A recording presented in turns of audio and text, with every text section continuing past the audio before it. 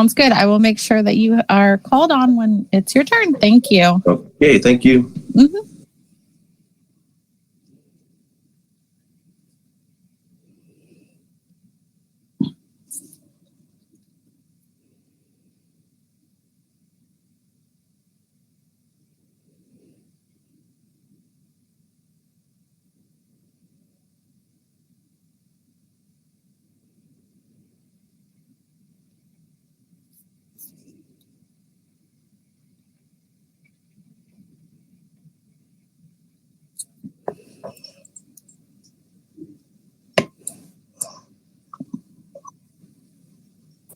Hi, Jessica. Yes. Hey, it's Andy Moe. Hi. How are you? Good.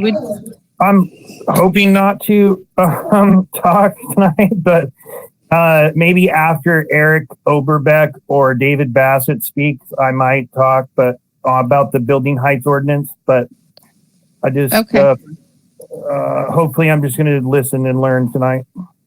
Okay, sounds good. I just wrote down just maybe after Dave Bassett. So if we call on you, then you can let us know yay or nay. Thanks, Jessica. You're welcome. Come on.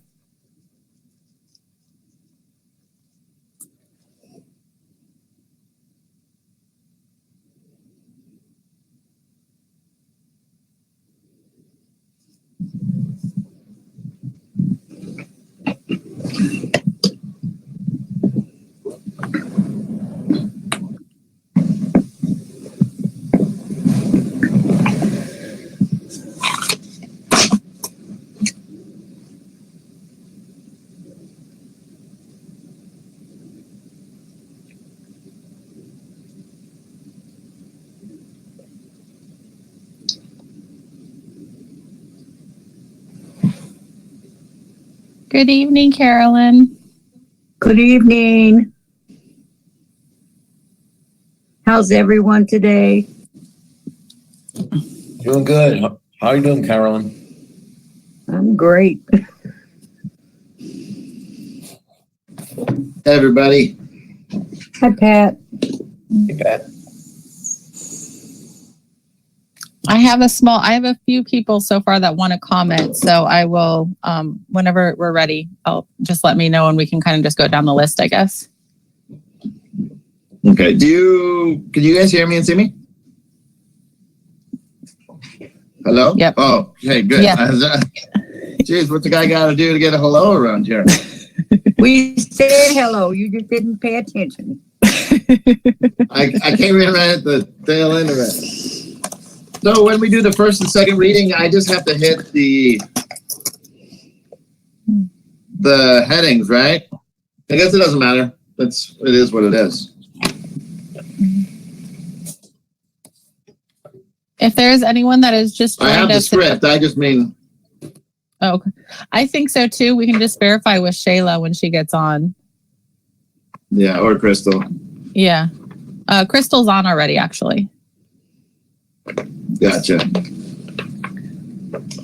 Is there anyone that's just joining us? If you guys want to make a comment and let me know, and we can write you guys on the list, and then also just let me know what section of the agenda you want to make a comment on.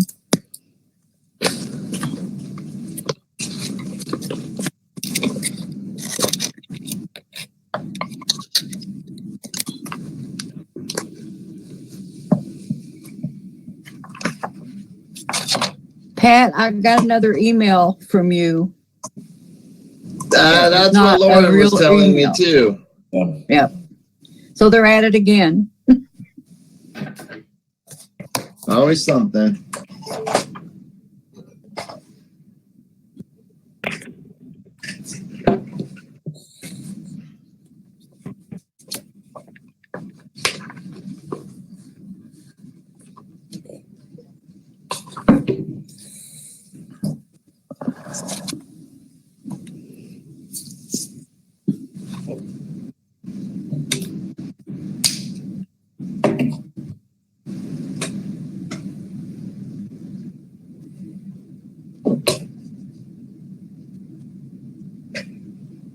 Then we still have to have 7C on there for that last little bit of discussion.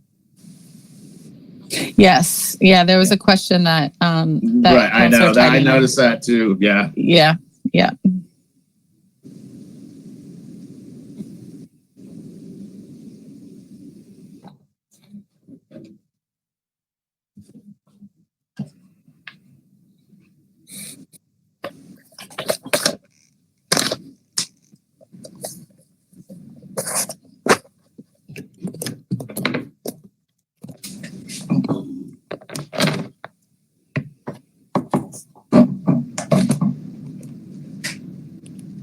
So,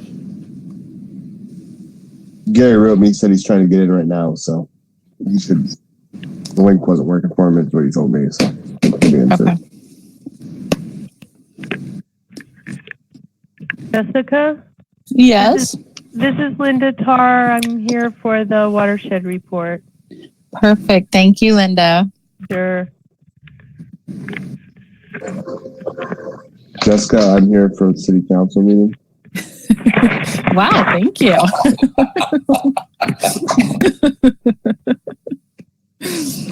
How official. evening, James.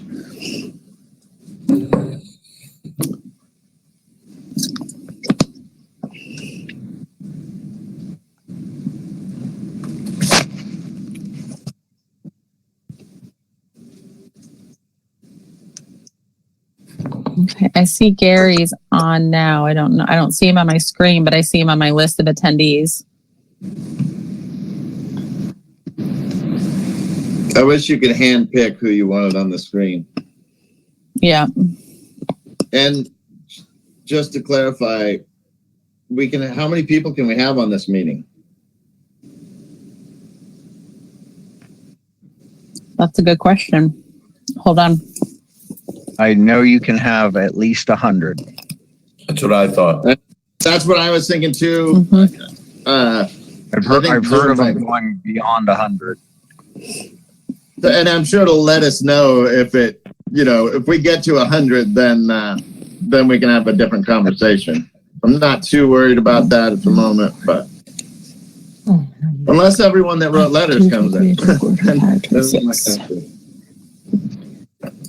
Hey, Pat, Yeah. you're never going to have as many people as I had in the city council chambers when there were some people trying to pursue the National Marine Sanctuary. I had fishermen from as far away as Newport at that meeting, and I can't even remember how many people spoke. There must have been 70 people. Oh my gosh, can't imagine. That was my first meeting. I was running it because Mayor Auburn was absent. You drew the short straw on that one. Okay, computer, audio is on. Microphone. Sarah, you said you were buying a car today. Oh, go to the meeting. Can't wait. So we'll Caller 3, can you please mute your phone? Yeah, I didn't mean to offend him.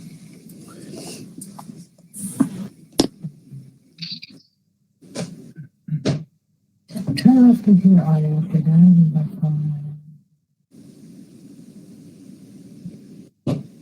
It's done. 20 plus If years. If anyone has joined us that want to speak, please let us know so we can put you on a list to speak in which portion of the agenda you want to speak at. I'm Sarah Lovendahl, Okay. and I'd like to speak regarding ordinance 2022-03. Okay. I'm Joy May, and I would like to speak on the same issue. Okay. And this is Kathy Bowden and John Ship, and we would both like to speak on the same issue. Okay, got it. This is Ann Velisis, and I'd like to speak on that issue.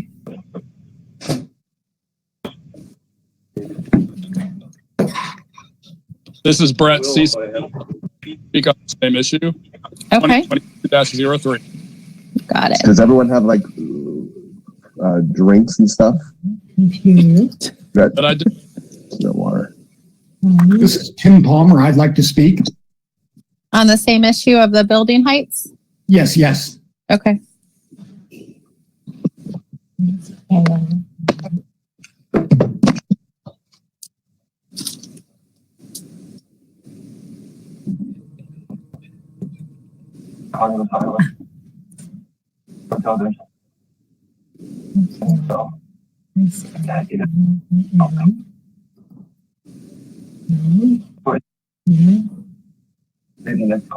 So this ranch is staffed with just no Caller 5, can you please mute your microphone? Where did you get the horses from? I have roots forever. Probably after we found Green, the property about a year ago. Just lost him a lot of hurt and figured. So Corey, I'm gonna need some information, some DNA samples from your residence here. Caller 5, can you please mute your microphone?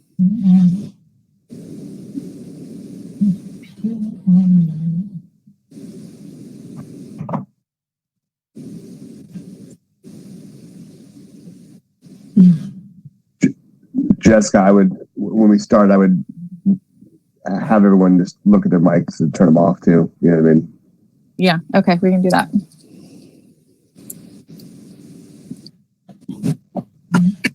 Speaking of which, I've been muted. I'm assuming that most people are wanting to speak in the hearing and not citizens' concerns. I think so far, yeah. No.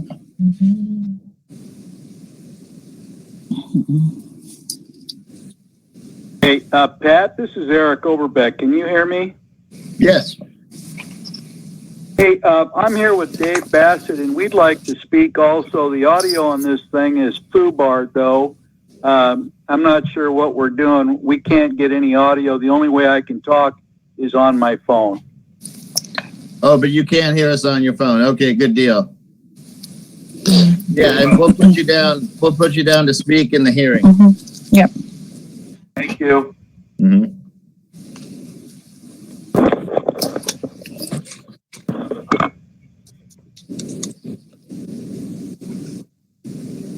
Jessica, I'd like to be added to the list, please. Steve Lawton. Thank you. Okay, you're welcome. That puts the list up to like 4 or 5 people already. More. 1, 2, 3, 4, 5, 6, 7, 8, 9, 10, 11, 12. Oh, that's not bad. No. So I noticed the agenda doesn't actually have a hearing stated. Between 5. Headache and injection reactions. Oh, okay. I was looking for it down in D&E. Jessica, this is Representative David Brock Smith. I'd like to be able to speak at the hearing as well. Thank you. You're welcome.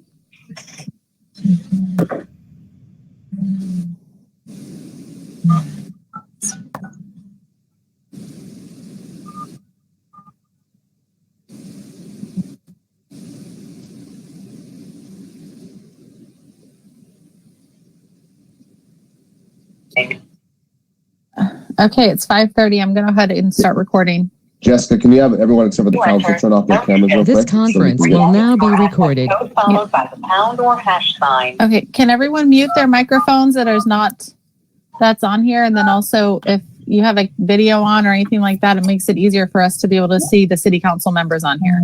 The access code you entered is invalid. You entered 2, 7. Miss Lawrence, we can hear your phone. If you can mute your microphone, that would be great. I'll tell you what, this is a...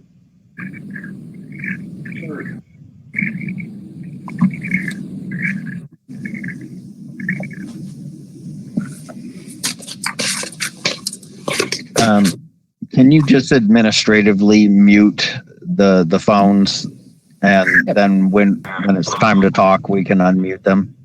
Sure. Does GoTo have a hand raise? No, they do not. I've looked into it. Not that I've been able to find. Gotcha. Okay, well, we'll get through it as best we can. I can't see all the counselors, but I'll go ahead and open up the meeting at 5:31, November 18th, 2021. Common Council, City of Port Orford. And so we're calling this meeting to order. Do a quick roll call. James? Garrett? Here. Greg Tidy? Present. Gary Burns? Here. Tim Pogwitz?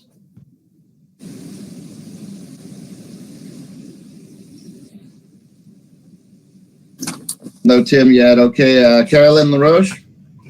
Here. Tim is here. Oh, yes. Okay. Sorry, I was muted. Gotcha. And then Lauren Kessler. Lauren's here. Okay, good. I was pretty sure. I just wanted to make sure because I can't see all of you. All right. So if everyone could mute their phones and we'll get through this meeting.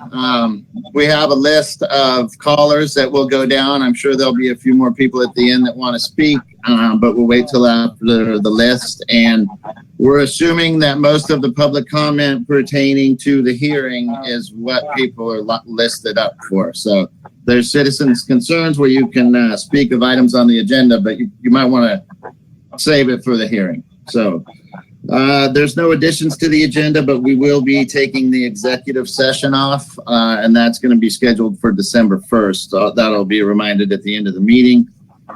We don't have any presentations tonight, so we'll move right into the consent calendar. If I could get a motion to approve it for October 21st. I'll make a motion to approve the calendar, the minutes for October 21st, 2021. I'll second that motion. All right. Any discussion on that? No. Okay. So we'll call for the vote. Lauren? Yes. Lauren, yes. Carolyn? Carolyn, yes. Greg? Greg, yes. Tim? Tim, yes. Gary? Gary, yes. And James? James, yes. Okay, so that moves us into citizen concerns. Please remember, speak only on old or new business items we have on the agenda. Do we have anyone who wants to, with a citizen concern?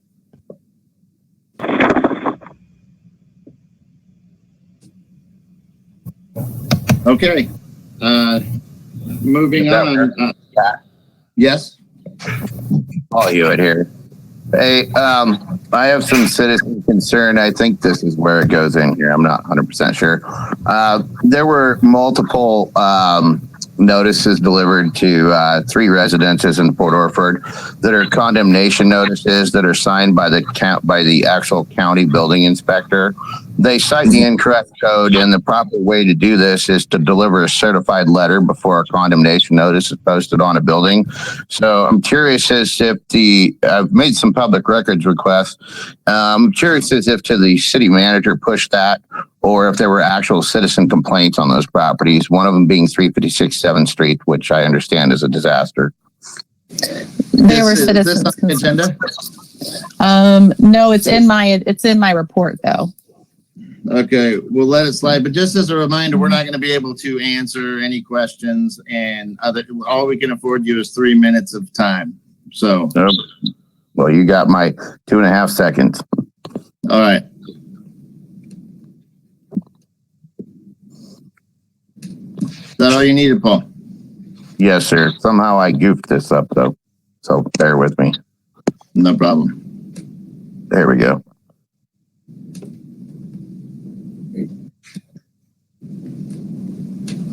Okay. Any other citizen concerns? Yes, this is Gary Robertson, and I live within the urban growth boundary of Port Orford. One of the things that I would like to say, as far as even the planning process or the zoning regulations that are being proposed, would be to get more input from from some associated professionals that are in that, not only with the building heights, but also with vacation rentals. There's a lot of resources out there, not just looking at how other cities have handled it, but by also speaking that both, myself, I'm a consumer of vacation rentals. I've been doing it for almost 30 years, and I've been hosting for over 14 years. And I think there's a lot of things that I know that myself and other people can bring to the table whenever you're discussing these things. And sometimes it's only by happenstance so I even find out that it's that it's on the agenda. So I would just like for I think a little bit more reaching out to other people with a lot of experience in both of these subjects would be helpful in planning these zoning ordinance changes. Thanks. Thank you. Any other citizen concerns?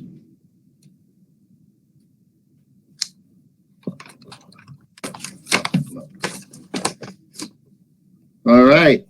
So moving on into this, the hearing for ordinance 2022-03 building height amendments. So we'll open that up at 5:37. The nature of this hearing is that the council has been considering height amendments. The council adopted some amendments early in 2021, and following that asked that the planning commission make recommendations about some specific height issues which now have recommendations from the planning commission. The city council is considering the recommendations of the planning commission and public testimony at this hearing. We have been seeking input from everyone. We've had a number of workshops and public hearings. The proposal is for legislative amendments and to the text ordinance. No conflict of interest statements will be requested of city council members because this legislative public hearing regarding the text ordinance decision will apply to many properties. There will be a staff report, then testimony, then discussion, and a decision made by city council. Okay, so now we're going to open up this up for public comment, and we will go ahead and go down the list. First come, first serve, and then you obviously will have an opportunity after the list to speak. Please keep it to 3 minutes, and if someone has said pretty much please keep it to 3 minutes. Thank you.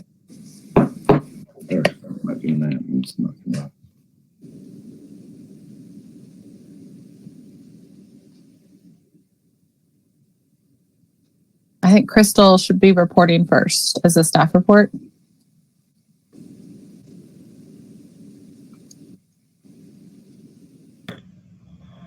Pardon me. Go ahead, Crystal.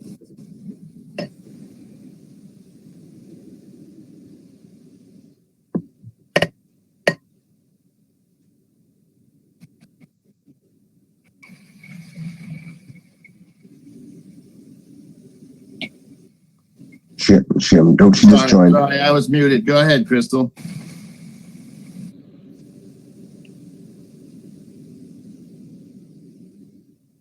Crystal's still muted. You're muted, Crystal.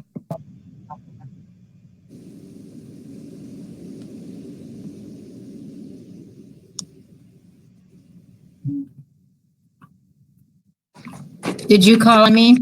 Yes. Okay. Yeah, we're ready for the staff report. Sorry. Okay. I don't know if everybody's system is working like mine, but it's been not showing people or anything. So, okay, I'm here. I'm waving my hands if anybody can see me. I'm starting with the staff report. And this is a staff report for legislative hearing on Port Orford height amendments. There is one attachment, and it's the code amendments that are proposed as ordinance number 2022-03, as recommended by the Port Orford Planning Commission. That is attachment A1. There are other maps and things to you because we have included the staff report for the Planning Commission, and that has some maps and things like that attached. We've had a lot of comment on this, and so you actually go back beyond, in this particular packet, you go back beyond the comments. If you want to find that staff report, it also had some of the cross-outs and things so you could see the wording. And last I know, the testimony was coming in at HHH. So you would look after that page of testimony and you would find the Planning Commission information. And then the Planning Commission has 11 exhibits. So we're using two different systems because we didn't want to get people mixed up. Also, I want to tell you that in the testimony exhibits, they're going to look very convoluted to you because some of the citizens inserted testimony that had a whole group of exhibits from a past time that we dealt with this issue. And we didn't prohibit that, so we had to accept it. And then we didn't want to start messing with their testimony because if we started crossing out things or whiting out things, they might think that we did that somewhere else. So you're just going to have to go with the order of things. And if you see things labeled exhibits, they probably aren't if they're not in the right order. So going to the bottom of page 1 with the City Council staff report, this follows the format that we follow for staff reports where information that is from the city or the city comprehensive plan is in italics, and other information that are findings and things or comments from me, the staff person that wrote this, are not in italics. So let's go to page 2. I hope that we have the same numbering system. This is the second page of the staff report. And the first topic there is from the Port Orford Municipal Code, and it's chapter 1740, which tells us how we do our zoning and the comprehensive plan.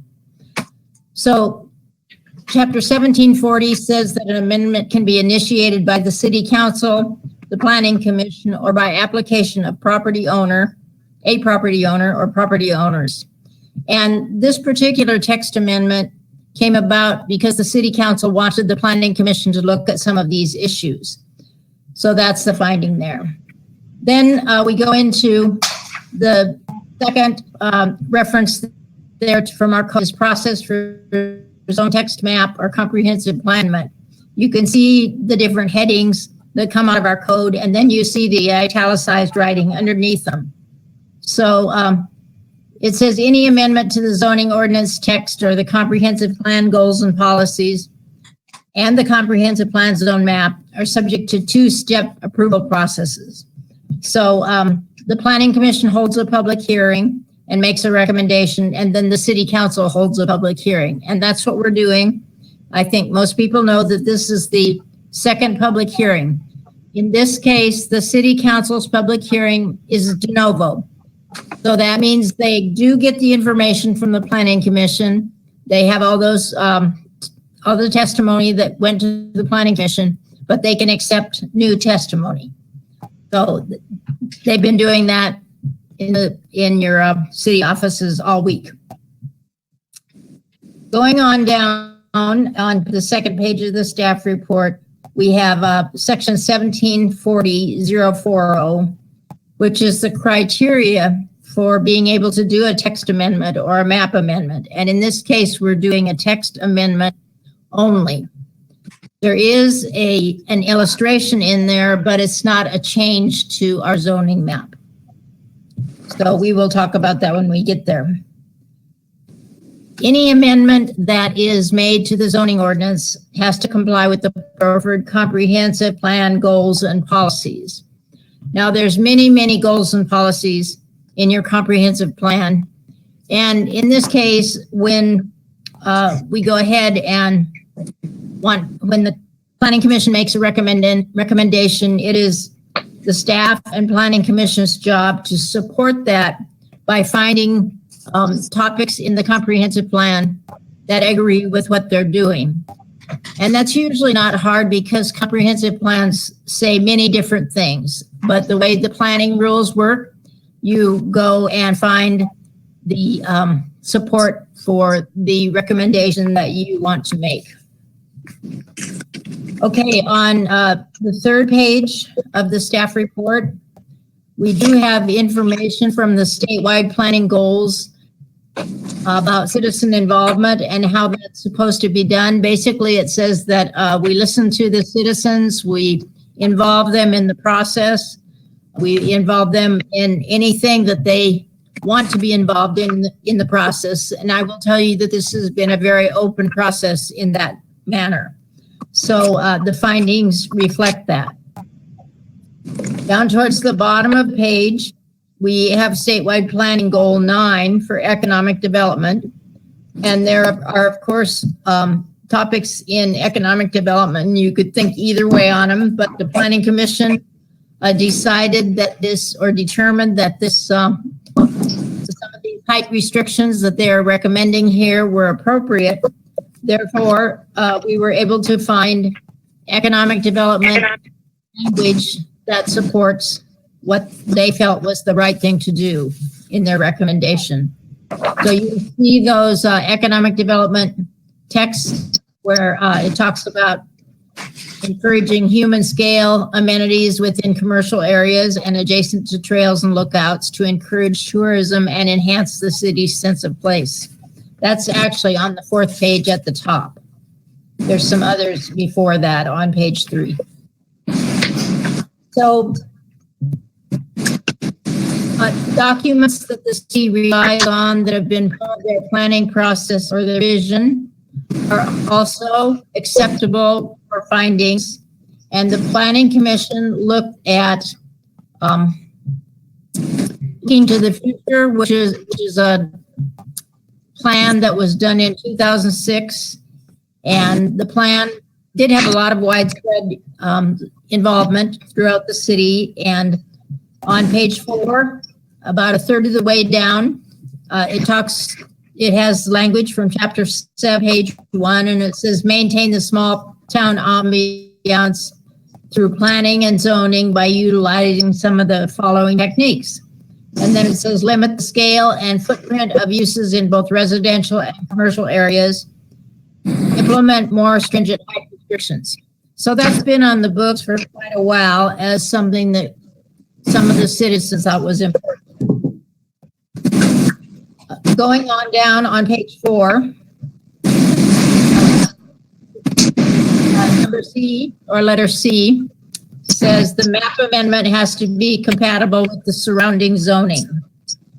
So my finding is that there is no map amendment.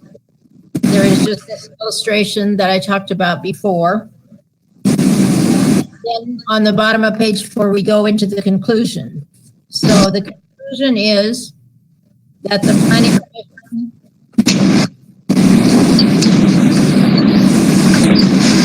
Pat, mute yourself.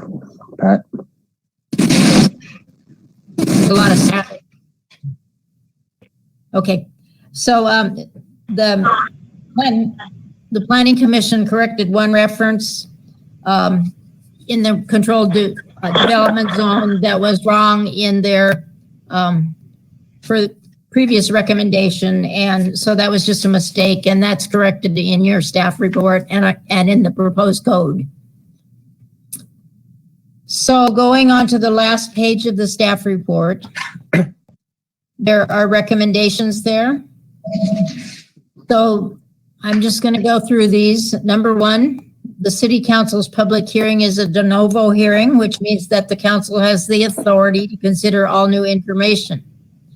Number 2, the City Council may adopt, amend, or deny the proposed text amendments presented in proposed ordinance number 22-3, including the illustration that is provided to illustrate 2 different height limitations within the marine activity zone. Number 3, the City Council may adopt, amend, or deny any or all of the above findings in order to approve findings that are consistent and support their decision. Number 4, the City Council can make their decision at this meeting and make any adjustments to the findings that have been recommended by the Planning Commission. Or number 5, the city council may ask the staff to come back at the next city council meeting or another meeting that you have to support a different decision or different decisions than the one that is recommended by the planning commission.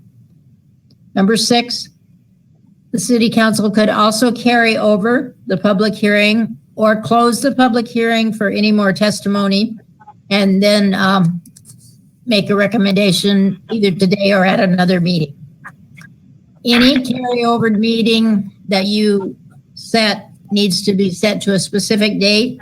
Otherwise, we would have to advertise everything again. So you don't want that to happen.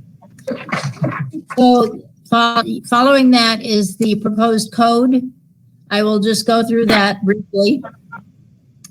One thing that you will notice in here is that all of these heights in every zone, the word structure, the word building has been changed to structure.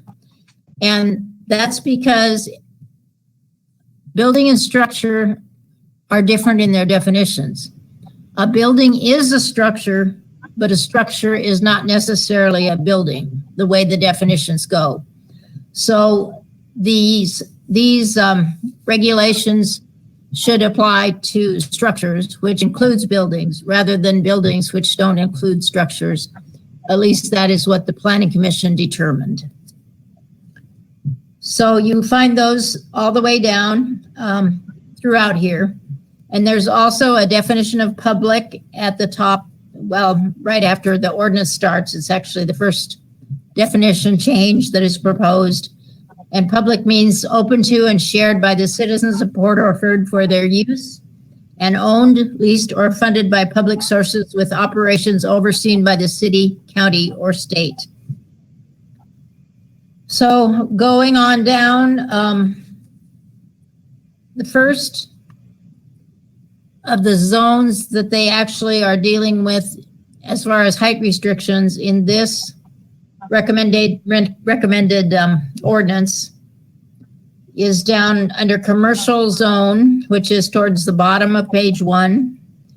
And they are recommending 35 feet in height as the limit. That's 1712-030, commercial zone, 4C. Following that, we have 1712-040, industrial zone, 5I. And the proposal is for that to be 35 feet. Going on to the next page, the last page of the ordinance, page 2. Well, I guess it's not the last page. Page 2 of the ordinance. We have section 1712-060, the marine activity zone, and that's 7MA. And this one has 2 different heights within the zone. So rather than doing a zone change there, this leaves everything else the same except the heights change from 45 feet to 35 feet. And that's because, as you all know, the topography down in the port is lower than the rest of the town.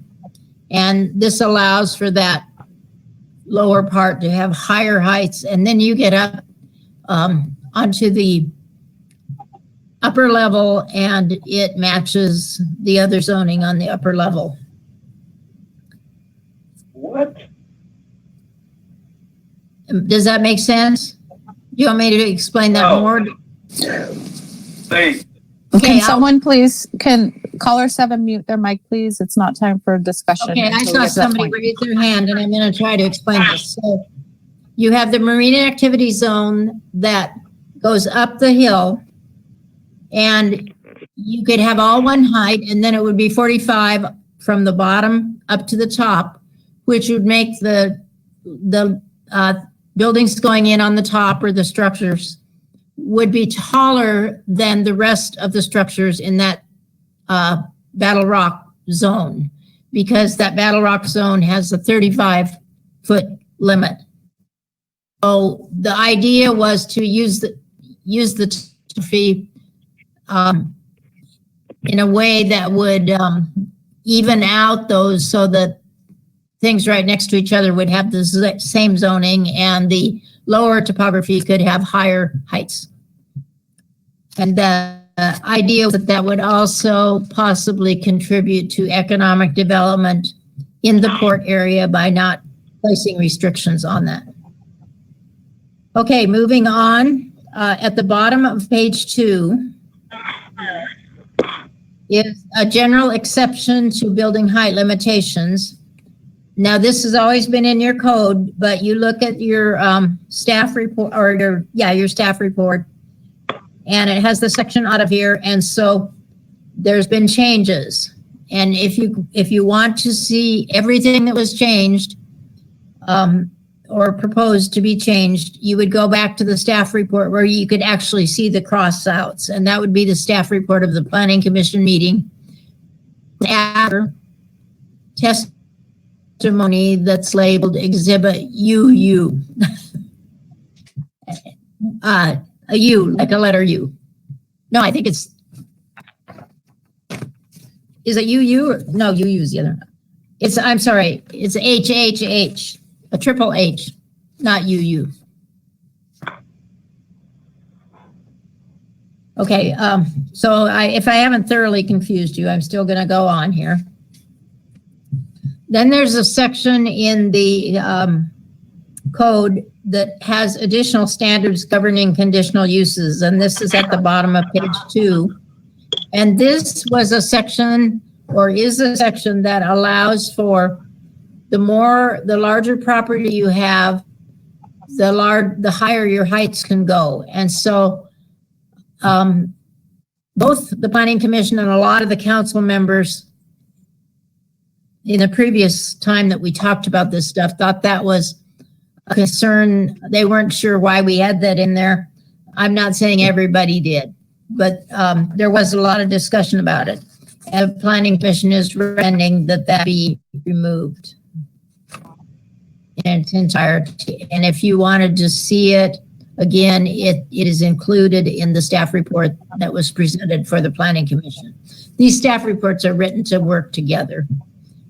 I'm sorry they got separated. We were trying to figure out how to deal with all the testimony and get it in the right place, and maybe it's not the right place, but it's here.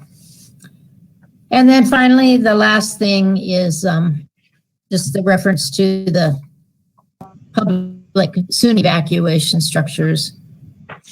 So the word public is added, where previously it just said that any tsunami evacuation structure would not be subject to building heights. But it's my understanding that tsunami evacuation structures are limited to public ones anyway, but I'm not sure about that. Jessica might know. I know she's done some research into that. So that's the end of my staff report. We're not going to debate it right now, but if one of the council members has some question what I said or it didn't make sense, I would be happy to answer the question. I see you. Yes, Garrett, I believe. Yeah, actually I have a couple of questions, and I don't think that they were actually addressed, but I think they should be. One is there a definition to stories, as in the levels of a building? I do not think so. Okay, we need that, because if we follow the general definition of stories, then we end up with a basement and an attic.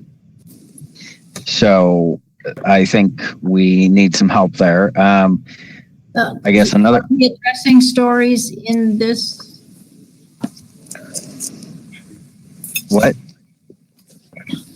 What I'm saying, I think we need to address it in there. The definition needs to be there, because the definition that would be normally found is not matching up with the intent of this. So I think we need a section that actually defines what we mean by a story.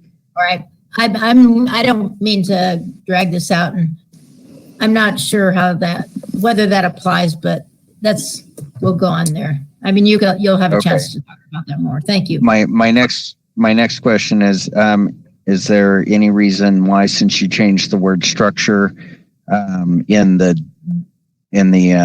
sentencing of this that we haven't amended the titles to also be structure instead of building?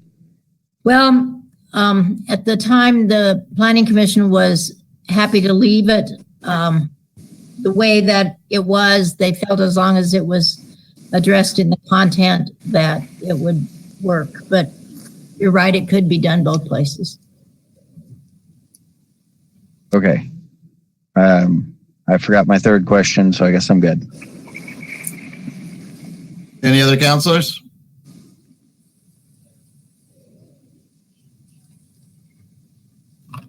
Okay.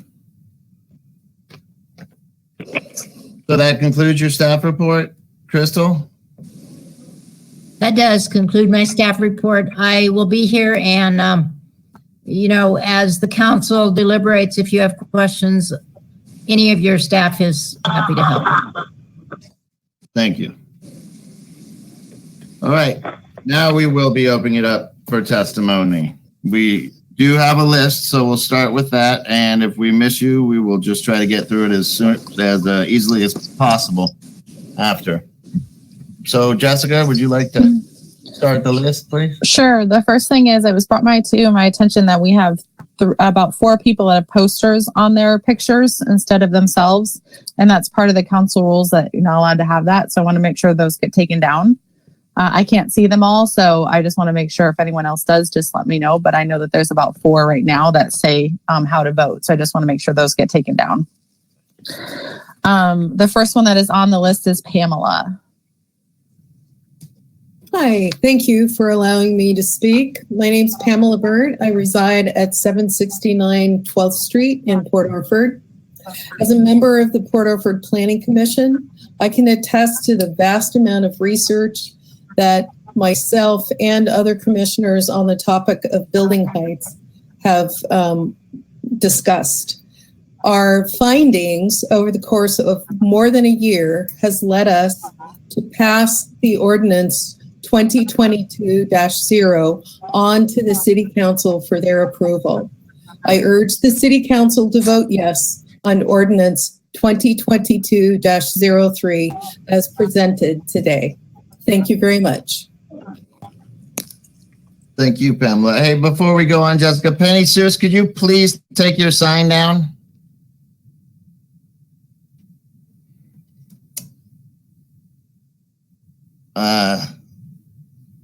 If we don't get a reply, we might have to. I don't think they're present. There we go. Oh, there we go. All right. Excuse us. Moving on, Jessica.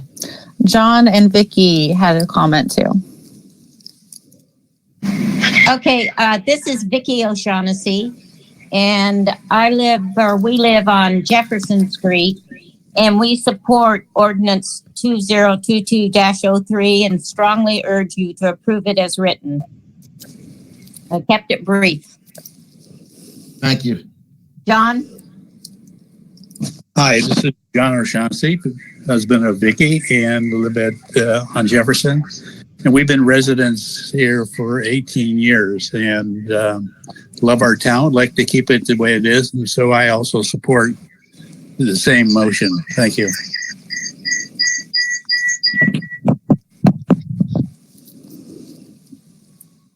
Okay, we have Jerry next. Hi, this is Jerry Boydston. I live at 1400 California Street in a 2-story house that I built 2.5 years ago. And I support the adoption of this ordinance. It won't restrict building heights to where you can't build a 2-story house. And that's all I got to say. Thank you.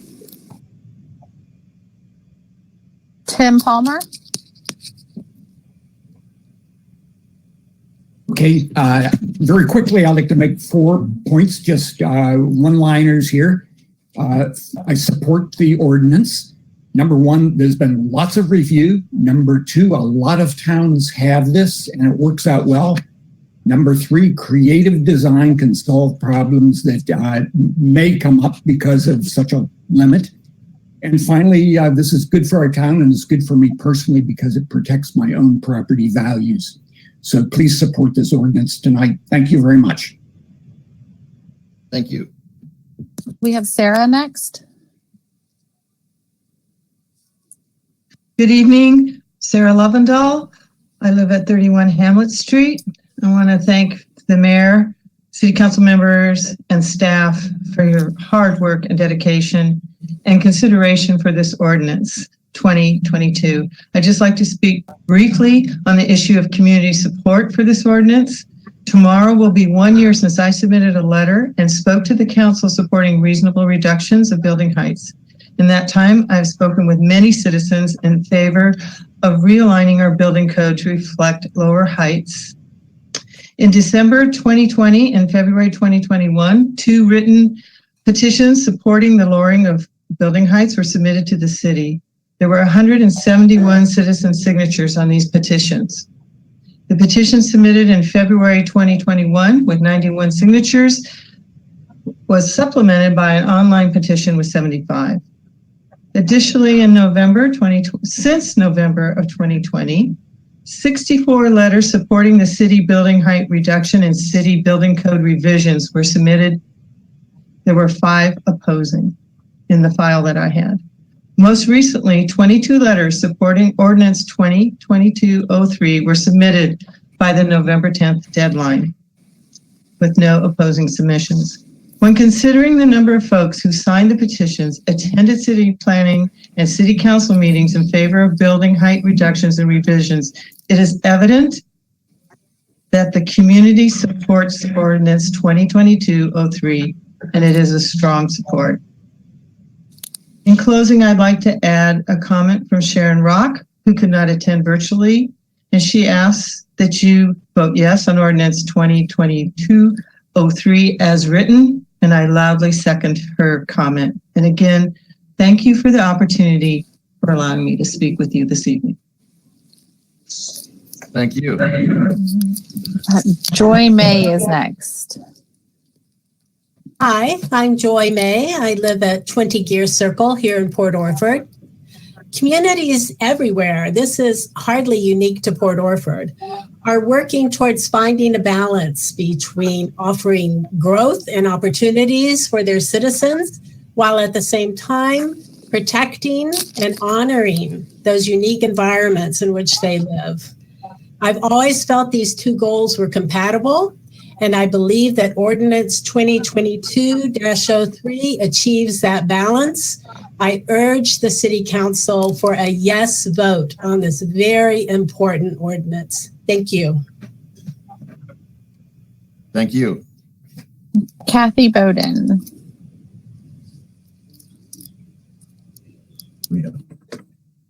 Hello, and thank you very much, City Council people and the Mayor, for all the tireless work that you put in to make our town a better place. I feel our small town ambiance and natural beauty is what makes our place special. I live at 587th Street and own a long-term rental at 343 9th Street. I've lived here for over 20 years. Please follow the recommendation of the Planning Commission and support Ordinance 2022-03. There have been a lot of work and research and comments done on this issue, and I think there's a lot of strong support, and I hope that you will make this recommendation so that we can keep our small town livable and a place that our visitors like to come and visit. Thank you very much. Ann Velisis is next. Hello, my name is Ann Velisis. I live at 608 Oregon Street, and I strongly support the ordinance and urge you to pass it as written. In my written testimony, I provided lots of reasons why this important ordinance is needed in our community. And I provided a timeline that just showed how long our community has been discussing this idea. And going through the minutes, it really made me realize, it reminded me of how so much work, community input, compromise, and refinements gone into it, from the early council meetings on to several planning commission meetings. It's been a really robust process, and I applaud your leadership in that and also in the work of the planning commission to make that happen. The 35-foot limit and other elements of this ordinance help to address important concerns. It will bring our town into line with other coastal cities and their height ordinance, and will preserve what makes Port Orford special. Also important, it'll help us to better plan for future growth, so that doesn't get out ahead of the capacity of what our water and sewer infrastructure can handle. This process over the past year has prompted me to learn a lot more about our troubled city water and sewer system and the many urgent challenges that we will need to come together to address to ensure a positive future for our town. So I urge you to pass this forward-looking ordinance as a first step so that we can then move on and start to tackle those other crucial issues next. Thank you so much for your public service for our beloved town. Thank you. Brett Cecile is next.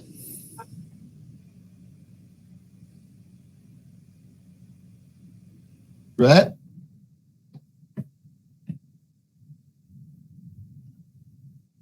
We can come back around. Just don't cross them off. Okay. Dave Bassett is next. I'm here with Dave. This is Eric Overbeck. Dave and I would like to combine our 3 minutes and just speak. I'll do the speaking if that's all right with the city council. Yeah, that's fine, Eric. Okay. I would first like to make a citizen's concern comment here. The audio on this is not good. We are in the hearing. I'm not really I beg your pardon? We're in the hearing. Please speak to what we're at in the hearing, and if you have a concern, you'll have another chance at the end of the meeting. Okay, well, I just want to make that noted that I can barely hear the staff report, so my comments may not be completely well placed. I'm a longtime resident of Curry County. I've got a financial interest in a commercial building down on Highway 101. My take on this is that the city is rushing to do this without doing it properly in a live meeting where you have property owners given a chance to address their concerns. This go-to meeting is not working very well, so I do want to put that out there. I, too, respect all the hard work they're doing. I was on the county planning commission for 8 years, chair for a couple years. I consider what you're doing ill-advised. I think that it's a taking, and it does not do anything to unify our city. What it does is divide us further. My hunch is that a lot of the folks that are voicing support for this are trying to protect their own investment. And that's really what I see to be one of the big problems. As Ms. Soji stated, land use decisions in Oregon are based on statewide planning goals. Goal 9 is to support and enhance a local economy. Goal 10 is to provide affordable housing.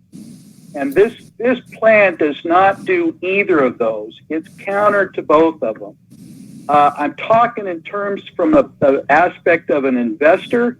If I were going to come in and buy a piece of commercial property in Port Orford, I would have to consider my rate of return on investment. By limiting the footprint of these on commercial property and limiting the height, you basically take away any chance for me to make an adequate return on investment, thereby killing any opportunity. And I think I speak as a parent. I have 2 kids who would love to live here. They need a job. And by doing this, you're essentially limiting their opportunity to not only build a business here, develop a business, but to also find an affordable place to live. I've spoken to the fact that this is primarily was started by some people who built their homes in the commercial zone and are now trying to protect their investments. And I see that for what it is. And finally, I'll say that the statements that, we can't provide fire support for a 45-foot tall building, that a big development will use up all of our resources, including our water, and will change the small town atmosphere, the small town look of Port Orford, are simply disingenuous. Okay? Fire departments, the fire big commercial buildings have to have built-in fire suppression systems. I'm sitting here with a professional engineer who's been a building official for 40 years, and he can attest to that. So this is all just misinformation. I think what you're doing here is you're ensuring that our legacy to our children is going to be broken infrastructure, because nobody's going to come into Port Orford and invest if they can't make a return. So anyway, that's all I've got to say. Thank you. I have sent you multiple emails. I ask that you read them carefully. I know that you have an email from Yumei Wang with respect to tsunami evacuation and vertical. Please read it carefully. Do not act on this ordinance, please, tonight. It is not ready to go to press. And I would say one more final thing, and that was Councilman Garrett made a comment, which is a very good point, which is you need to have more definitive language. It's very important how many floors you can have. That is essentially, if you will, the gravy in an investment on a big building. You got to be able to make it somewhere, and if you're not going to be able to make it in the floors, then you're not going to do it. Gary Robertson spoke to that to the Planning Commission. I'm hoping that he'll have a chance to speak to that tonight. There's a lot of flaws in this. You guys really should table this until everybody's had a chance to put their input in. Thank you again. Thank you. All right, Jessica, next. Andy Moe was the next one. Yes, I just want to say I agree with Eric. Could you state your address too, please? Sorry, I don't know my address up. I bought 2 lots up on D Terrace, and I bought one on DD Street, and I also bought 3 acres out on Arizona. So, anyways, I don't know my address yet, but I'm here in Port Orford. Address? Okay. I have a post office box in Port Orford. Would you like that? That's not really the intent of asking people for their address, but just go ahead. Go ahead. Okay. I'm just, it's just, this is all new to me. I haven't ever been involved in anything like this. I wanted to move to the beach and, invest in a town and help it grow. But, I have some friends that were possibly going to bring a lot of money to this area, but that's looking like it's getting less and less. So I just wanted to say that I feel like anyone that's on the council who lives in a house more than what the limits would be that I could build on my property, and they're going to vote on this ordinance, that just makes no sense to me. So that's all I got to say. Thank you. Steve Lawton. Hi, I'm Steve Lawton. I reside at 710 Jefferson Street. I urge the City Council to adopt the proposed ordinance 2022-03 as written without amendments. This is not a no-growth ordinance like some people say. Rather, it's a well-planned approach to growth. It protects the livability and unique character of our community. It's consistent with the vision that was expressed by local residents in the Port Orford Looking to the Future report, and it helps reduce fire risk and reflects the limited capacity of our local volunteer fire department and water infrastructure. It takes also into consideration the real risk of earthquakes and tsunamis, and it avoids significantly increasing the demand on our limited water and sewer system. As you know, for the past 30 years, our city's been struggling with an inadequate water and sewer system. This summer's water conservation and building moratorium reminded us of this crisis. And last month, our Public Works Director informed the City Council that we're not out of the danger zone. This ordinance, which limits building heights to 35 feet, is a compromise.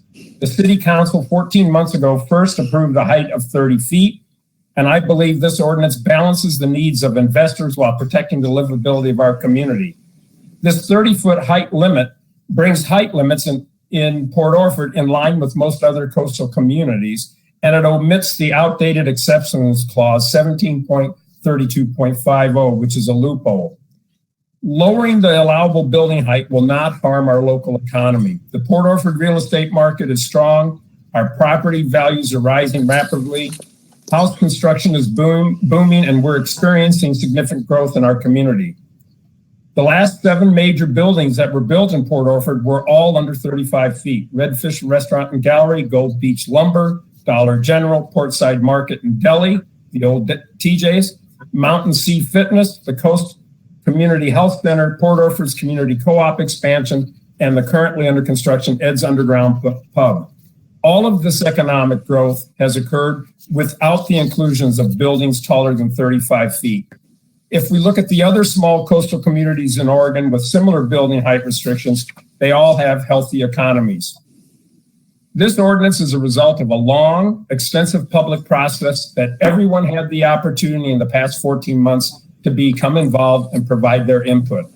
It's time now for the City Council to build on the good work done by the Planning Commission, recognize the broad citizen input and strong community support, and vote yes on ordinance 2022-03 without amendments. Thank you.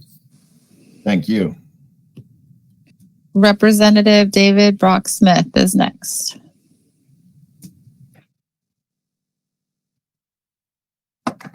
Good evening, Council. And friends, first I want to say happy birthday to Councilman Gary Burns today. Thank you, David. You're welcome. I reside on Port Orford Loop Road. Many of you know that I've spent nearly 20 years in service to manage growth of Port Orford. If it was a city councilor, chamber president, director, county planning commissioner. And I helped draft the Looking to the Future document that we passed in June of 06. I have been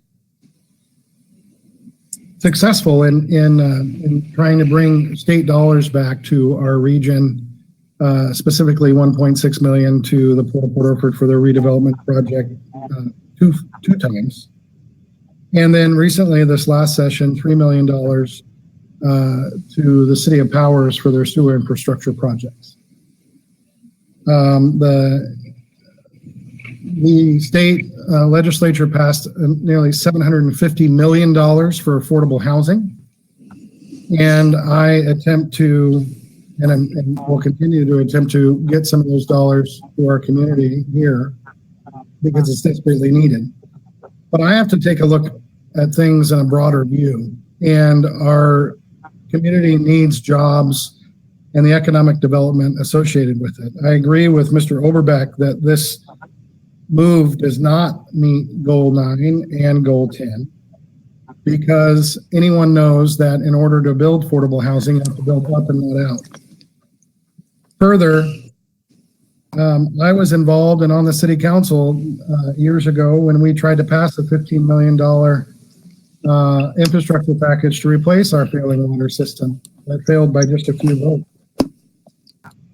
I also am aware of the nearly $530 million coming to the Oregon for water infrastructure funding from the federal government in their infrastructure package.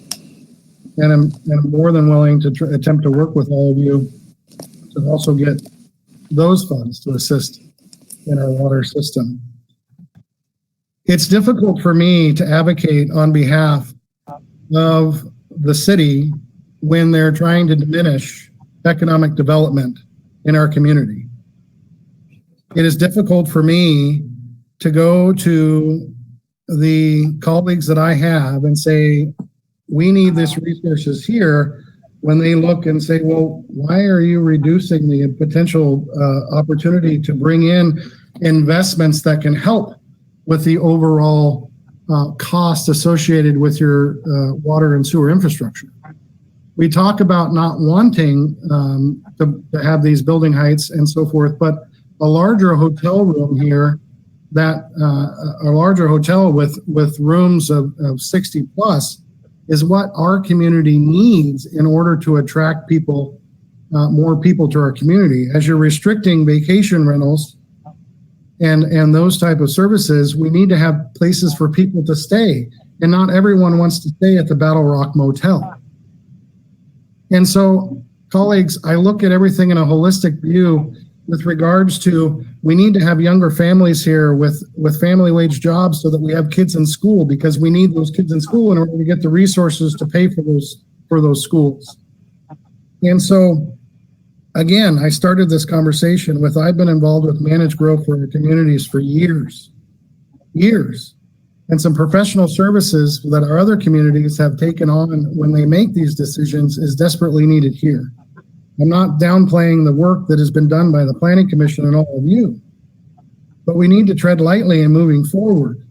There isn't this onslaught of development in our community, and we have to be concerned about the future and how we want to move forward. And this is not the path, in my opinion.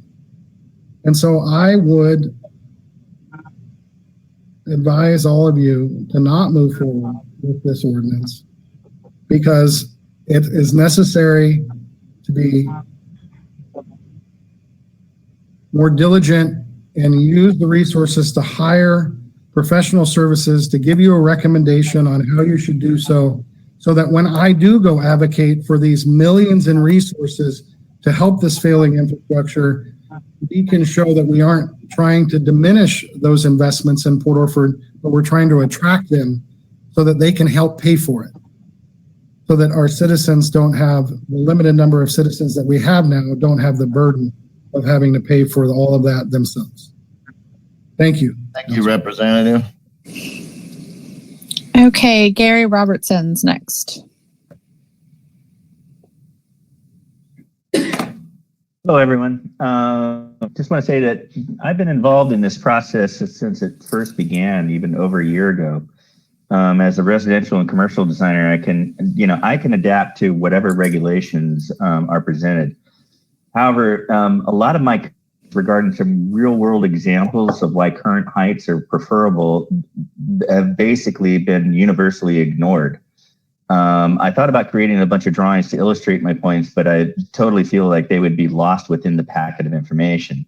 And I appreciate the work that's been put into this, but I can see flaws with these ordinance changes. And first off, just for a bit of history, it's typically calculated for building heights. The Hughes House, Gold Coast Apartments across from the Salty Dog, the Lindbergh House, etc., would not be able to be built. They're all, they're in excess of 30 feet. And these are essentially on flat lots and definitely would not be able to be built if it was on a slope lot. People have historically in Port Orford built taller rather than wider because it's more cost effective. There have been many structures historically from a century ago that were taller than 30 feet. And a bit of this where I think it's getting lost in this discussion are what the view angles are, and it's not drastic. If I'm viewing a building from across a typical street in Port Orford, which is 80 feet wide, and I look at the difference between a 30-foot tall building and a 35-foot tall building, the viewing angle only changes by 3 degrees.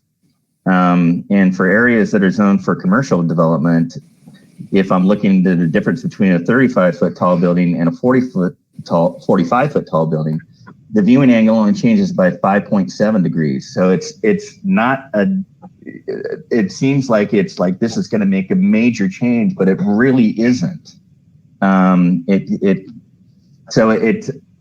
What that does is that what it allows for the design perspective is that you could put a lot more in. There's a lot more infrastructure, for instance, in a commercial building, and where higher ceilings are required and things like that. And kind of the results of changing, of making these changes, that the height limits that have been put in right now work great as long as everything is flat. Like for instance, most abandoned is all flat lots, so smaller height restriction.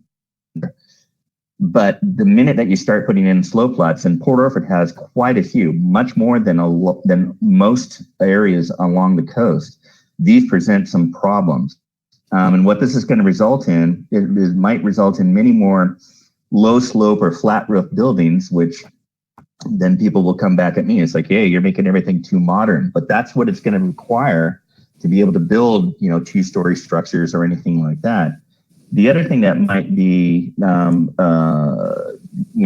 might end up with this is that rather than people developing their property, they might go make a wider footprint, so a larger building taking up most of the lot and going up to 35 feet, and that might make much more of an impact to adjacent landowners, of residential properties, say in the 10 MU area, that there's a much larger building that would be there rather than if they went up rather than going wide, and it would, make much more of a difference.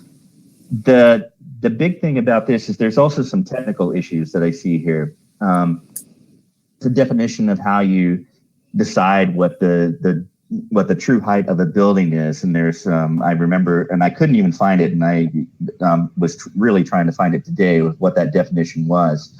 Is the difference between a gable where the height is calculated between the eave and the top of the roof versus a single sloped roof, which is only going to the top. And I think those are things that there's some technical issues that definitely need to be changed.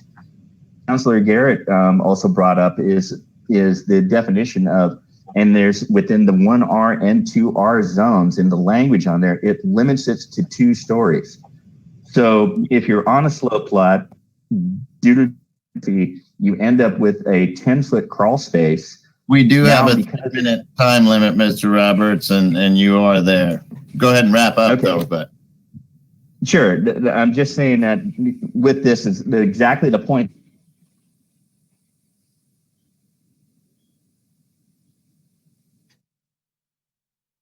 That he brought up, that then on that particular lot building, because now you're limited to 2 stories, even though you've got the room and this is what it took structurally. So I would definitely suggest that there needs to be some further refinement to this, because I believe there are some errors and omissions in this ordinance right now. And thanks, Pat. Thank you. All right, who's next, Jessica? Brett Cecile, we'll try him again. I see. Hello, thank you. This is Brett Cecil. Are you able to hear me now? Yes, sir.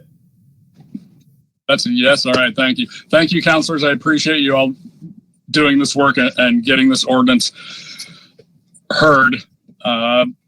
Again, my name is Brett Cecil. It's BRETCECIL. I live at 42764 Port Orford Loop Road. I'm also a member of our local Indivisible chapter, our Indivisible North Curry County. I'm also the chair of the Democratic Party here in Curry County. I had some other comments that I wanted to make, but luckily I was able to listen to everybody else first. So I just want to put out to you, having been a resident of San Francisco, also a property owner in San Francisco, and an owner builder in San Francisco, I dealt with lots of steep hills, lots of limitations on height, and all sorts of variations and things that you could and couldn't do. Everything can be done as long as we put our mind to it. And I think it's really important that we protect the character of our city. And it's one of the things that San Francisco always looked at doing, was protecting the character of the city. Architects, builders are really good about coming up with ideas to work with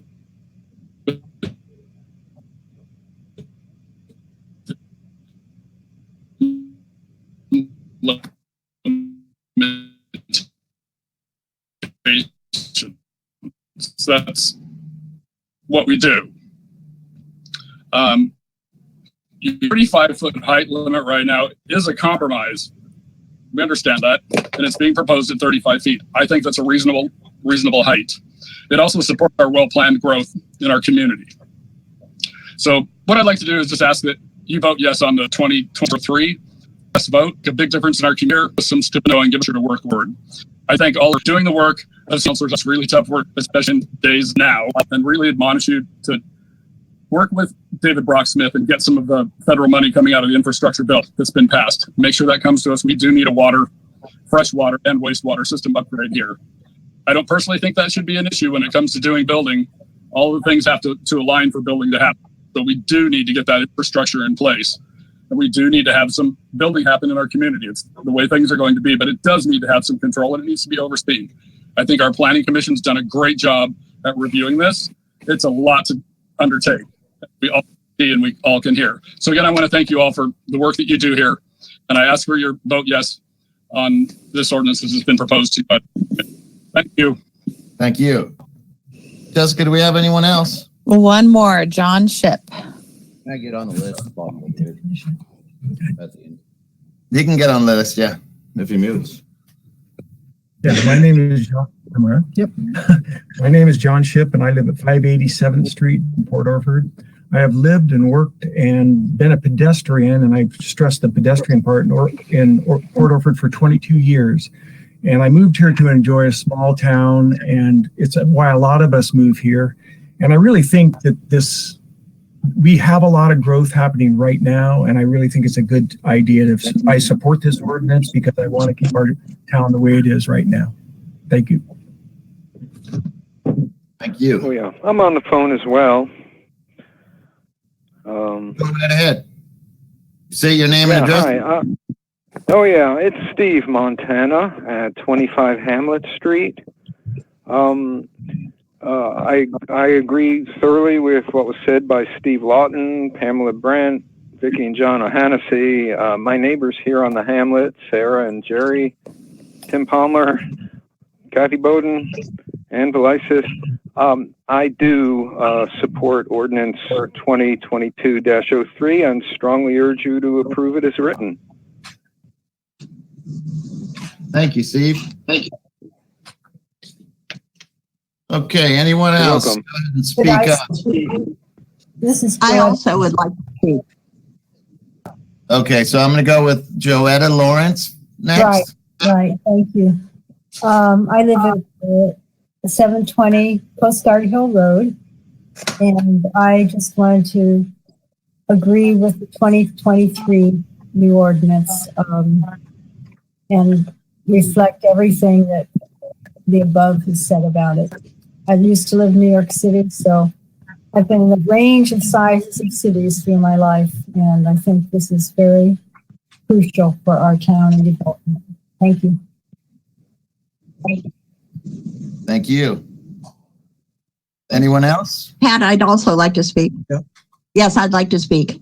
Okay, go right ahead. Hi, I'm Casey Folden. I live at 14 Hamlet in Port Orford.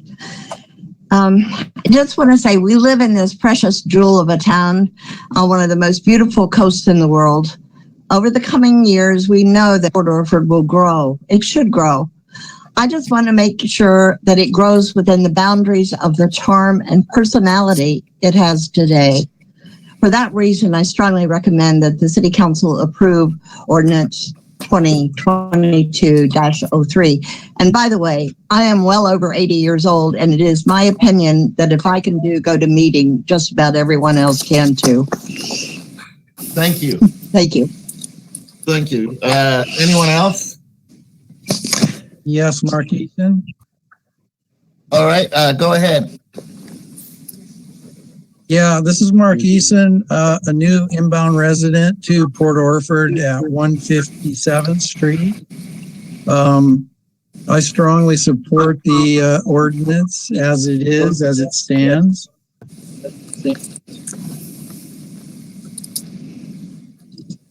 That's it. I'm good. Okay, thank you very much. So you never know. So I'm making sure you didn't freeze up there. Okay, anyone else? Mayor Cox, I would like to make a comment. Absolutely. Okay, go right ahead. Right, this is Barney Uridia, 409 Jackson Street, Port Orford. And I'm a new person to Port Orford area. I've only been here since 2019. And as another person mentioned, they from San Francisco, I from the Santa Cruz area, and my properties are all on hills, very steep hills, of which under this ordinance they probably would not be able to be built, which in a certain sense kind of diminishes the ability to provide housing for the community. The other thing, just as an observation, as I was listening to some of the other people speaking and what their addresses are, I realized that they're also talking about protecting their own view, not necessarily for the benefit of the community, but for the benefit of themselves. And finally, the other thing I would like to say is, this particular issue has kind of created certainly some polarization in the community. And it seems that for the people that I've been listening to who are opposed to the measure, it's not that they are dismissing the fact that the city has the right or ability to pass an ordinance, but there are issues with the ordinance itself that need to be addressed. And I think for the city, it would be really in the best interest of anybody to say, let's table this and let's get some more information and feedback to make sure that those issues that these people brought up are addressed and in the ordinance. And I think it's better to take the time to get it right, and for the city to have to avoid litigation that could potentially pop up if they pass this ordinance which would give avenues for people to bring litigation. And I appreciate the time you gave me. And the other thing I really want to say, Mayor Cox, I really do appreciate the fact that you have responded very quickly to all of the comments that I have made in writing to you.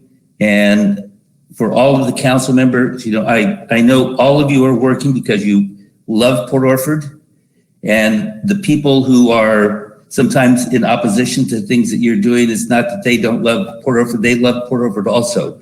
And the thing is how can we come together as a community to pass something that we can all live with? Thank you for your time. Thank you. All right, I heard a few voices, I think, on that last one. Would anyone else like to speak on this subject? I'm still here with that. Okay, so we're going to go ahead. I know that was Paul and Jack, and that speaker's on. So go ahead, Paul, if that was you. Our last speaker here made some very valid points. There's a few things. Who is this? Who is this speaking? Paul Hewitt. Address? Hello. Hello, Paul. And your address? You just muted yourself. I'm having issues here with the internet. We're back? Yeah, you're back. Okay. 42610 Port Orford Loop.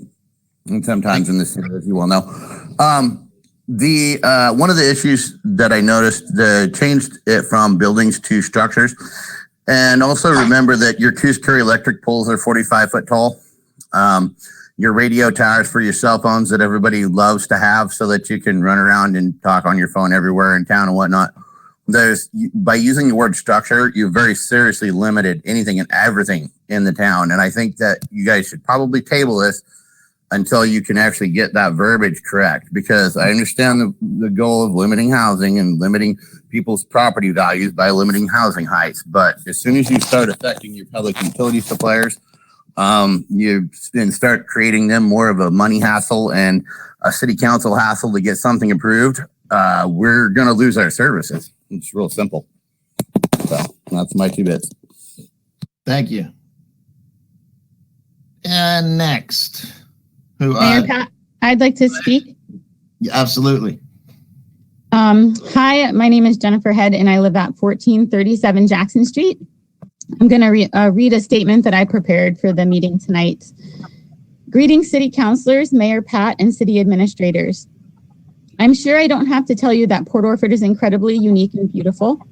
I'm sure I also don't have to tell you that as the rest of the country becomes less livable because of pandemic viruses, massive fires, and unprecedented heat waves, Port Orford remains a wonderful place to live.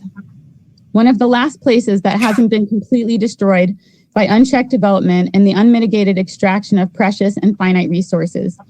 To address concerns about how unregulated and unsustainable development could affect the livability of Port Orford, a large group of community members, city councilors, Mayor Jim, city planner Crystal Shoji, and city administrator came together to create a visioning document for our town called Looking to the Future. The main focus of this citywide collaboration was to preserve the unique character and livability of Port Orford. This document underscores the need to implement more stringent height restrictions, a direct quote, and called for more specific standards for structure in order to regulate bulk and height, also a direct quote. That was 15 years ago. It's clear that Port Orford has been discovered and there is an unprecedented interest in development in Port Orford. I often hear visitors from California say, "This is how X place used to be. This is how Big Sur used to be. This is how California used to be." Unless we act to preserve the unique character of our town, we'll be visiting beautiful little towns 10 years in the future and lamenting, "This is how Port Orford used to be," if there are even any left. Community support for lowering building heights is overwhelming, including 160 signatures in favor of lowering building heights and immense community input over the course of the last year. The homepage of the Port Orford City website prominently states, "We love our little piece of authentic small town America and work hard to protect its unique individual character." The value of Port Orford is not linked to increased building heights or property values. The value in Port Orford is our unique character and livability. The time to act to protect the unique character of Port Orford is now. Thus, I strongly urge you to pass proposed ordinance 2022-03 as written. Thank you again for your commitment to our community. Respectfully, Jennifer Head. Thank you. You're welcome. All right.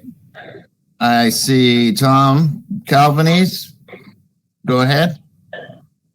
Thank you, Mayor Cox. Tom Calvanese, and I live in Port Orford at 630 Titchener Street.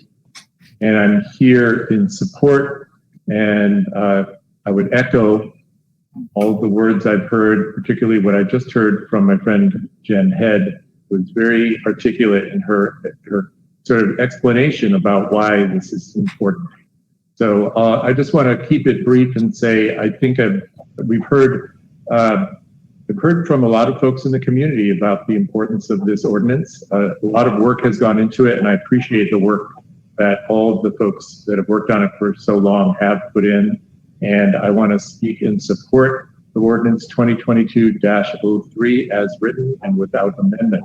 And I want to add 2 points. One, concerning jobs. We've heard a lot about jobs tonight, and I think that's great. We should think about jobs. And I want to point out that the most recent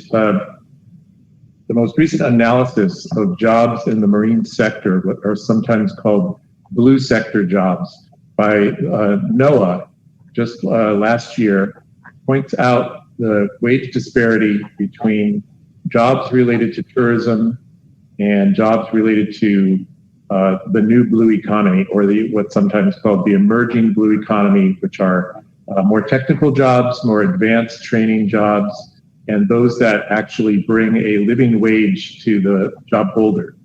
So I want to make that point because the other point I want to make is that there is some very significant blue economy redevelopment work underway right now, as you know, at the Port of Port Orford. And I want to take a minute and thank Representative Smith for his assistance in acquiring the state match that's going to be necessary to secure an investment from the Economic Development Administration in the amount of $15 to $20 million. This will be a very large workforce development project that's intended to specifically bring living wage jobs to our community. So I'm bringing that to your attention because I think it's really important that we broaden our thinking about what we mean when we talk about job creation.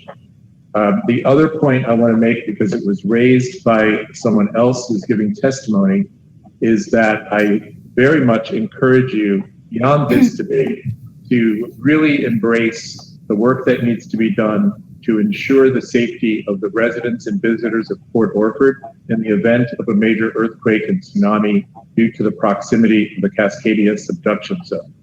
And I want to bring to your attention specifically 2 reports that were published by the Oregon Department of Geology and Mineral Industries last year in 2020, titled, excuse me for 1 minute, I just want to say this correctly, titled An Analysis of Earthquake and Tsunami Impacts for People and Structures Inside the Tsunami Zone for 5 Oregon Coastal Communities, including Port Orford. The other report, even more in-depth analysis by the same agency, Dogami, titled Tsunami Evacuation Analysis of Port Orford, Curry County, Oregon. And I bring these to your attention because the notion of a tsunami vertical evacuation structure has been presented to the city, and I believe there's currently some plan in place right now. So I want to encourage you to review those documents. They provide very clear, very thoughtful analysis of the evacuation routes and the potential location of a potential tsunami vertical evacuation structure if you choose to put in place. And thank you. Sorry it took so long, but I just want to make sure you got those data, and I will forward those reports to you. And thank you so much for your work and for your thoughtful consideration. Thank you. Okay. Would anyone else like to speak for this hearing? I'd like to speak. All right, go ahead. Please state your name. Can you hear me? Yes. My name is Amy Munford. I live at 215 17th Street off of Jackson. My family and I moved here about 4 years ago. We have 2 young sons and an infant daughter. We were actually drawn to Port Orford because we love the town just as it is, without tall towering buildings, and with all of its charm and ambiance. And we have followed all the information and everything that's all the research that's been done, and we just want to continue to voice our support of ordinance 2022-03 and strongly urge that it be approved as it is written. We do not want to see this beautiful city change at all. We absolutely love Port Orford just as it is, and are so glad to be in this community. Thank you. All right. Anyone else? Yes. Mayor? Oh, we have 2. Lori Prouty. Hi, I'm Lori Prouty on 1035 13th Street in Port Orford. And I would just like to vote in favor of the ordinance and to keep it as it is. Thank you. Thank you. And there was one other voice there that I heard. Mayor Cox, Court Voice here, Commissioner. Go right ahead, Court. Thank you. I won't talk too long. There's 3 issues that my fingers left. To hear the children's voices in the background, that is. Amy, could you mute your phone again? The sound of children's voices. There you go. Anyway, there's 3 major issues, the 3 years I have left in the second term, that I'm going to be spending a tremendous amount of time on. That is fire awareness, especially catastrophic fires, housing, and anything and everything to do with water. Be working with the Association of Oregon County, certainly Representative Brock Smith. That is an issue that's not just tough for the city of Port Orford, but we've got some work to do. And as the representative mentioned, we have a lot of money coming this way. We have to position ourselves. So that's going to be my number 1 consideration. I live in Gold Beach, so not in Port Orford, but I have tremendous roots in Port Orford and North County. As we move forward, sometimes I get a little philosophical, so I'll just conclude with this. If you go back and look at history, never has there been a culture, avoid poverty, that lost the middle class. And so in that sense, small communities, especially rural, that have been through some tremendously hard times, on the coast, certainly no exception. You can lose your quality of life. You can lose your good schools. You can lose your public safety.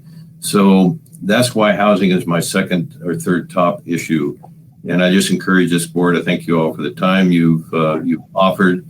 And you might want to do a little bit of a delay on this, and anything that might be adverse to workforce housing and middle class home ownership. All of us have a vested interest in that, and I would just encourage the council to consider that. And I thank you all for your time and allowing me to speak, Mayor and Administrator Ginsburg. Thank you. Anytime. Thank you, Court. All right. Anyone else? Can I speak? Yes. Can you hear me? Is it too loud? No, you're fine. Oh, okay. I just wanted to encourage the council. First of all, I want to say thanks for. Yes, though, please. Oh, yep, Cynthia Freeman, 250 15th Street, Port Orford. Thanks for your volunteer work is appreciated by all of you, and planning has done extensive work. I've been here a year, but lived on the coast for 6, and I was really impressed with the process because like I said, I've just been here a year, and I was involved right away with many community members talking about this issue and working on various aspects of it, and it was extensive. I want to thank Tom Calvanese for talking about living wages. I think that's going to be a big discussion of what kind of jobs we want to bring here. What are we talking about in terms of the types of jobs that we expect young people to take on? But I'll discuss that later at another meeting. But I want you to vote yes on 2022-03. Thank you. Thank you. Anyone else? Okay. Well, I don't know why I lost sleep over that. That was not near as long as I thought it would be. Okay, so we are going to close this hearing now at 6:57, and then we will obviously be deliberating on this shortly later on in the agenda. All right, so moving on to departmental reports. Okay, I'm looking at the Public Works report. There is nothing we need to have action on. So you've all had a chance to look at it. Thank you, John, for that. But correct me if I'm wrong, Jessica, but there's nothing we need to deliberate or act on for that. No, I don't think so. I know John's on the call, but I don't think so. Oh, he waited this long. Okay, yep. Good. John, is there anything that you have to tell us absolutely this evening? Nope, I'm good. If there ain't no questions, I want to sign off. All right, have a nice evening, John. Thanks, you too. I hope you enjoyed the hearing. Oh, it was awesome. All right, and Jessica, is there anything sticking out for you on the administration or finance? I'm sure there is, but hit the high notes for us, please. Well, the biggest thing on here, the TLT committee and grant application is in here for this year, so we need to get that out the door. The water infrastructure money, we're going to start in spring to summer of 2022. And I'm trying to think, I think that's pretty much the big items. Oh, we did have someone that is starting for the utility clerk / receptionist job, actually. So after this came out is when they signed their paperwork. Awesome. So, yeah. Okay, any questions for Jessica from any of the counselors?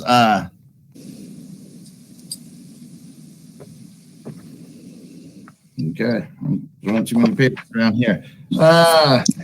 Finance or administrative. So moving on to planning. Do we have anything from planning?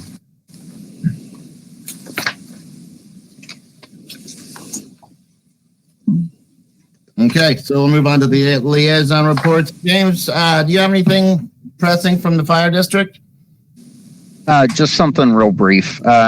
For the most part, everything's status quo. However, contrary to a report I made like 6 months ago regarding the fire department, they are rather low on personnel. Again, it seems to go in waves. Their current role is 14 people, I think.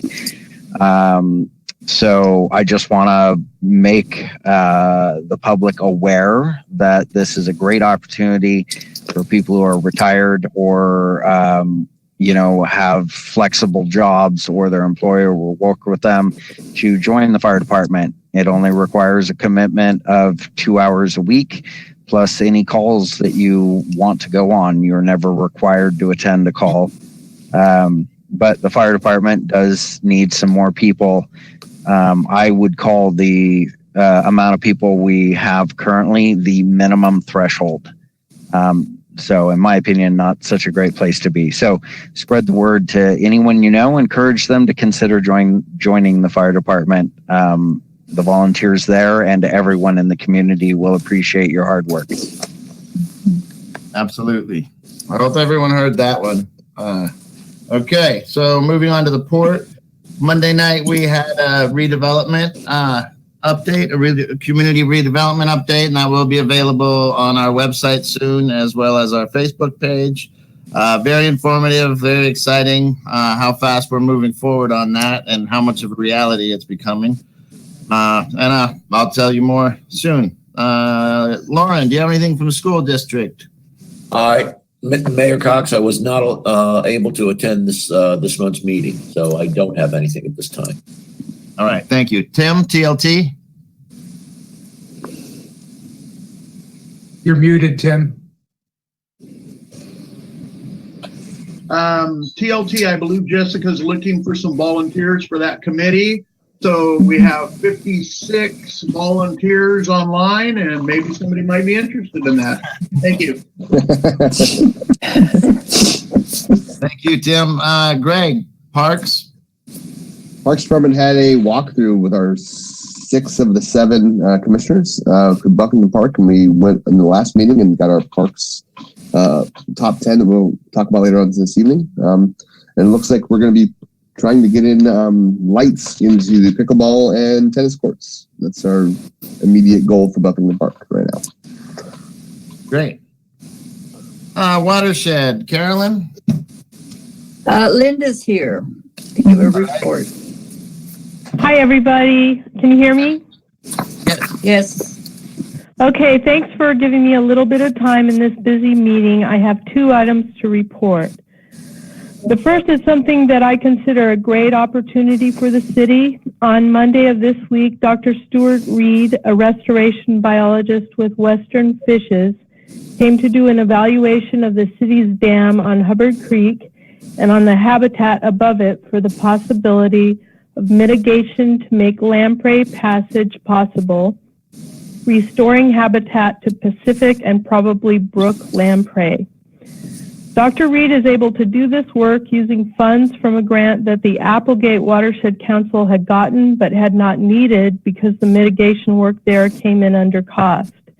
So there will be no cost to the city for this effort.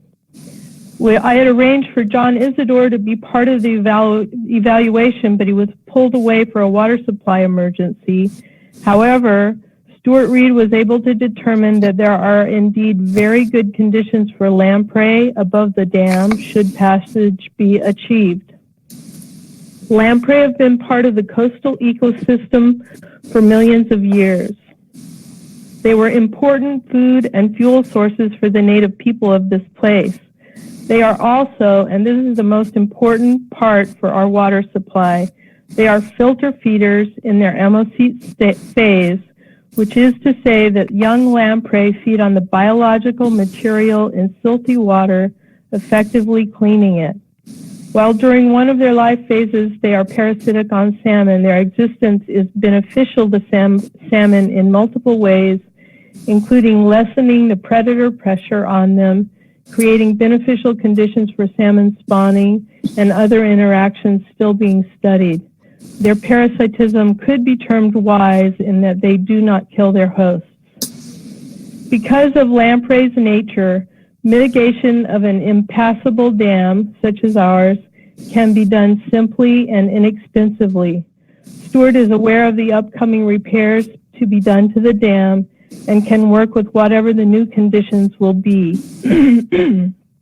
Excuse me.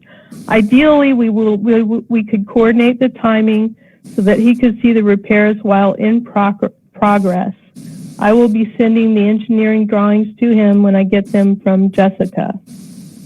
There will be an outreach portion of this project when the community will be able to learn about lamprey and the ways that Port Orford can make changes to bring them back.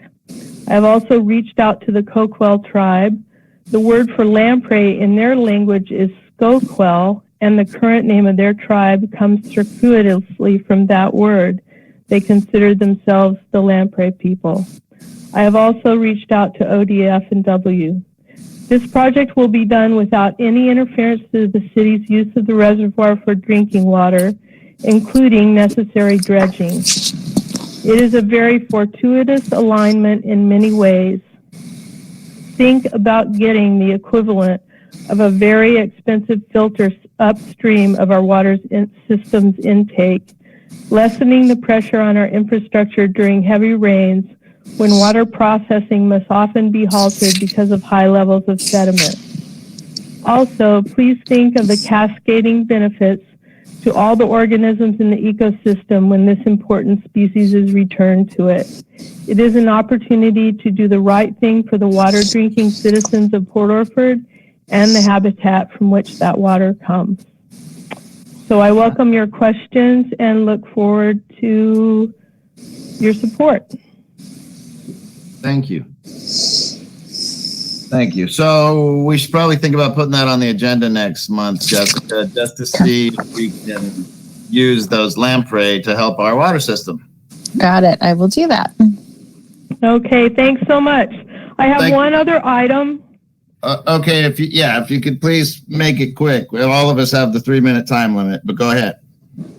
I want to report that the Port Orford Watershed Council voted unanimously to urge the City Council to listen to and take into consideration the assessments of the City Public Works Manager and Administrator in regard to the efficacy of issuing new permits for city water service.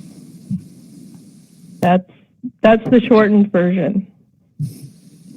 Gotcha. And just so you know, in the future, written recommendations would probably be more effective for meetings. Okay, it's just hard because our meeting happens the day before your meeting. So to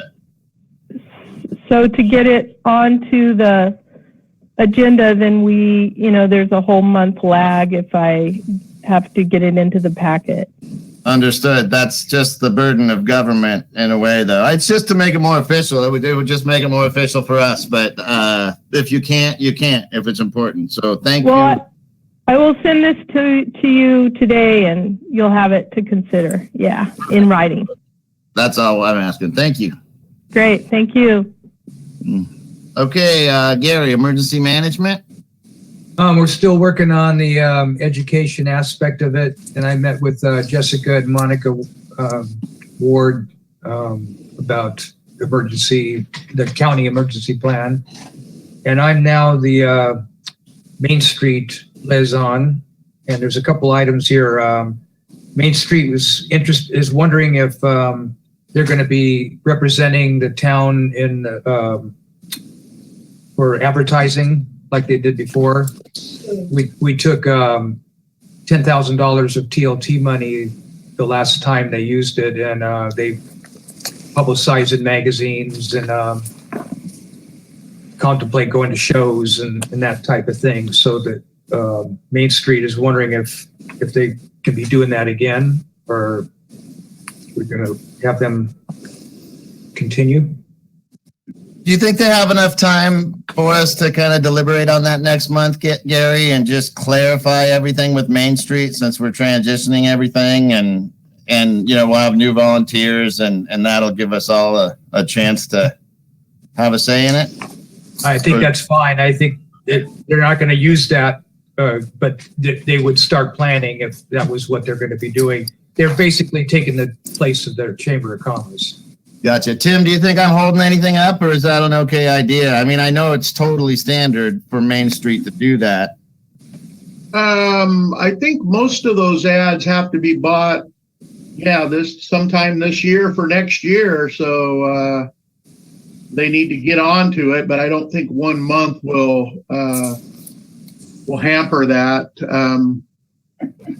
Maybe Susan could check into it, Gary, and get back to us on some of the deadlines of a couple of those magazines. I can't remember what they are, but it seems like to me we've already missed that deadline for next year, so we're going to work on the following year probably. So, well, we'll do the best we can. And then they wanted to know if they can go ahead and paint. They've got a new design for the Ocean View. The new Ocean View street there, Oregon. Is it Oregon? Yeah, Oregon Street. Paved over, so they've got a plan to put a new sign on there on the pavement. Gotcha. And I know the Arts Council had spent a lot of time as well coming up with some designs, and I had talked with them about maybe doing a competition, or having the public throw out some different designs. So I think we should definitely check with them to see where they were at on that, because I was talking with them earlier this year, and I didn't realize that Main Street was also moving forward so much on it. So not a problem, just a conversation. Hey, Pat. Yes. Not that it matters. When I was the mayor, I actually gave Main Street an okay with a new design. It was going to be a whale tail incorporated in Ocean View. I don't know if that's still what they planned on doing, but I did give them an unofficial okay to do it. So I don't know how that fits into it all either. I'm okay however we do it. I just wanted to throw that out just so you knew. Well, you know what? They probably won't be doing it this next month. No. Load up the agenda so much, but they might not even be doing it for 2 months. So I think we can wait on that too, Gary, not to push it off, but. And then one last thing, they were wondering if they could use a portion of the visitor center for a storage area and a little office in the back, and whether we want to just let Parks make that decision, or if that's a decision we should make. Any comments on that? I thought that Parks had already that was brought up at said. the Parks meeting. Yep. That was brought up at the Parks meeting. So, I mean, we were going to talk with them and have a meeting with them all at see if that was a feasible thing. Yes. So it's already in the works. And that's something that Parks can just make the decision, I'm assuming.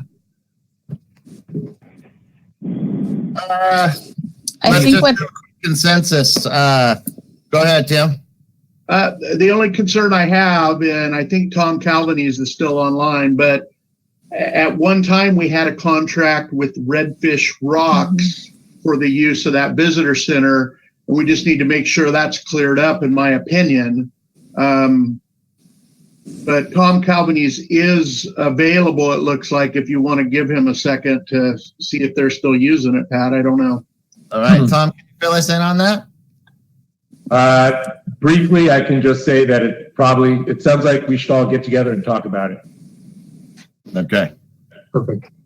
Okay, so maybe you would be able to talk with Parks, Tom, and yes. Can we authorize Parks to make that? I'll get a hold of Mr. Calvanese. But Shayla, I can't see you anywhere, but can we authorize that by consensus really quick for Parks, or can we just? Yes, you can delegate that to them. Okay. Does anyone have an issue with delegating that decision to Parks? No, thank you, Tom. All right, there you go, Greg. No problem. Sure, we can all figure out a way to work together. Excuse me, there you go. John said I'll make sure all the parties are at the next meeting. Okay, thanks, Greg. Okay, got anything on health, Gary? That's it. Thank you. All right, thank you. So we are going to move into 7A, seasonal gas tax. We had decided to look into this more.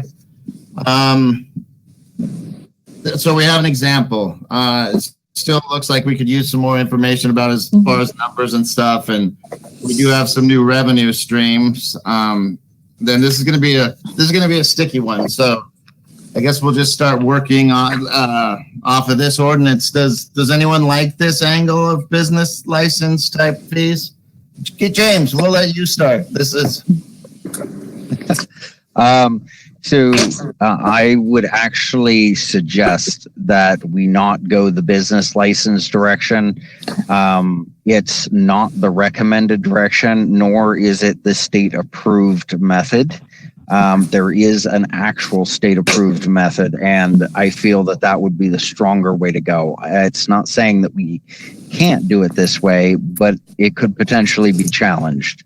If we do it the state approved way, it can't. The difference, however, is that if we do it this way, we could do it without putting it to a vote to the population. because it's a business license fee. But I feel that due process should be exercised and that it should be put to the people. And therefore, I encourage us to go the route of actually putting it as an actual gas tax. The advantage to that would be that the state of Oregon would administer it, their own taxation agency would do it, and it would put no more hardship on the fuel stations with regards to accounting and taxation, as it would all be lumped in automatically. So I very highly recommend doing it as an actual taxation. Okay. Do we kind of know, like, in how much we want to have there, like the 3 cents, the 5 cents? I've seen everywhere between 2 and 5 cents. Yeah, Just we so that talked I know about kind of 2 where or the 3 numbers- cents in the past. Yeah. Okay.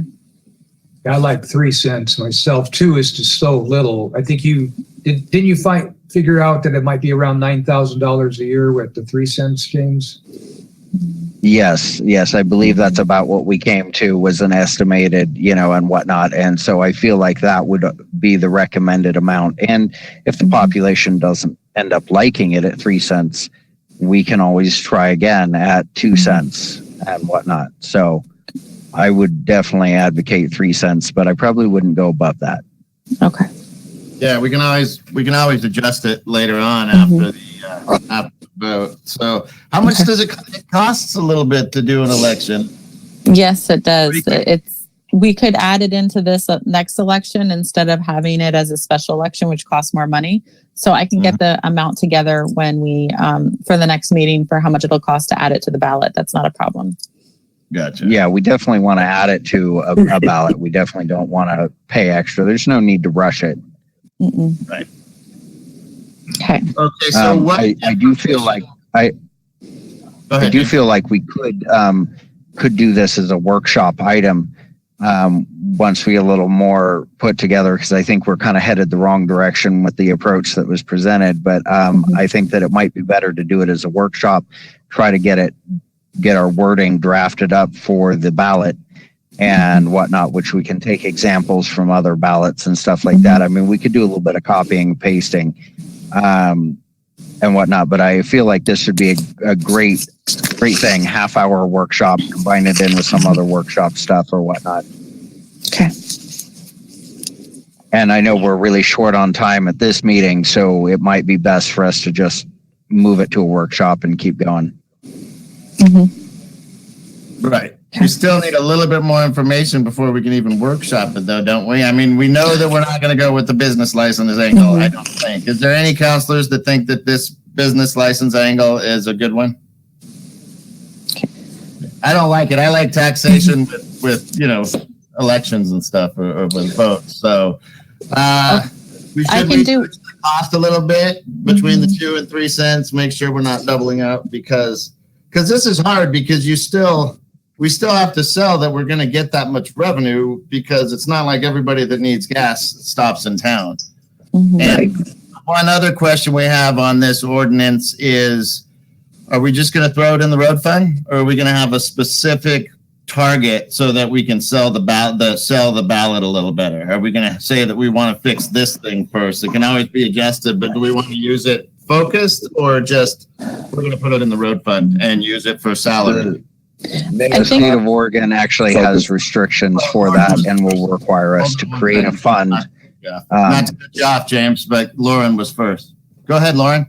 Mayor Cox, the document that Councilor Garrett sent out was very specific, that people will accept it specifically for roads or in some cases they actually had to rebuild a bridge, something like that, but it has to do with road transportation. It has to be that type of thing. Otherwise, they actually will not vote it down.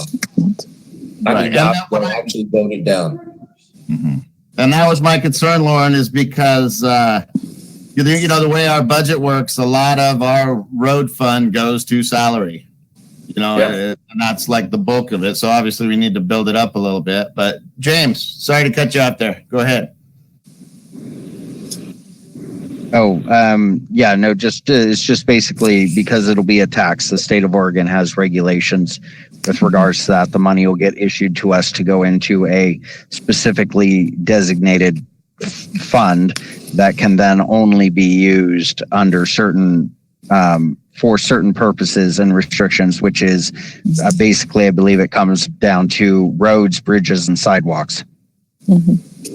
Okay. Yeah. So we would have to within. Like sticking with road, bridges and sidewalks for our backbone on that? Okay.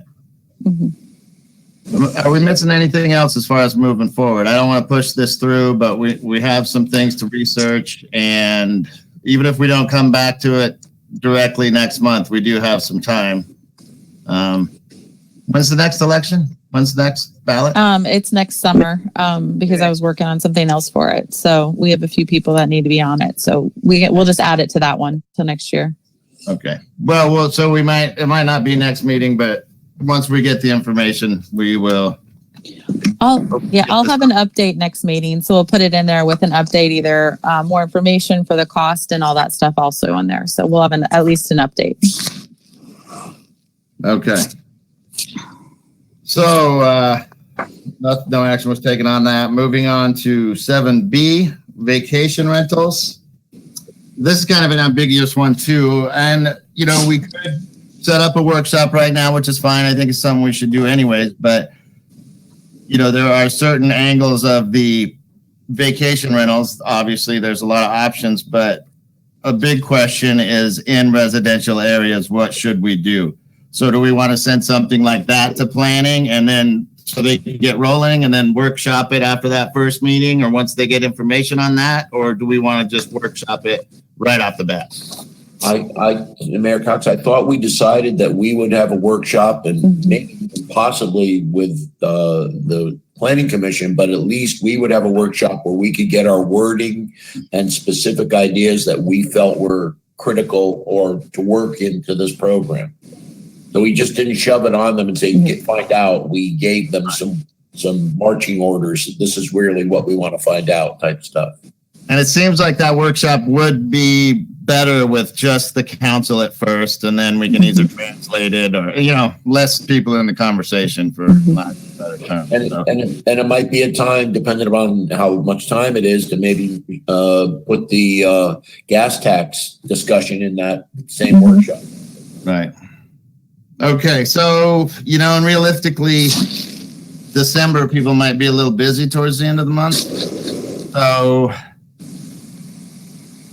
we have a meeting on December 1st. So what are we thinking here? January for this workshop? I mean, I know we all want to get on it as soon as possible. I'm wondering, I kind of like your idea, since planning will go on to something else if we don't give them something. And if we were just to hand them the residential part of it to start studying, that would be a portion of the whole thing. And at least they could get started. Okay. So the best way to move that along would be to get a motion to direct planning to start researching vacation rentals or short-term rentals in residential areas. If you I'll make a motion that we pass on to planning to look into short-term vacation rentals in residential R1 and R2 zones. I'll second that. All right, first and second, any discussion on that? Okay, I'll call for the vote. James?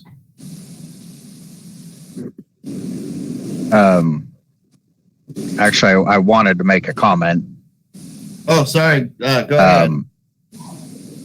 That's okay. There's a little bit of a delay here. But my comment was that, as we were just discussing, that's kind of an ambiguous direction that we're giving them. And I know that they've currently got a lot on their plate. We haven't even finished resolving the current matter. And so I would hesitate to throw another thing at them. I get what you're saying about them wandering off on another direction and then us tearing them away in order to get them to do something else. But I think that things are kind of full at the moment, and would definitely advocate adding this into a workshop to have a little more specific direction before we throw it at them. All right, thank you. Any other comments before I call for the vote?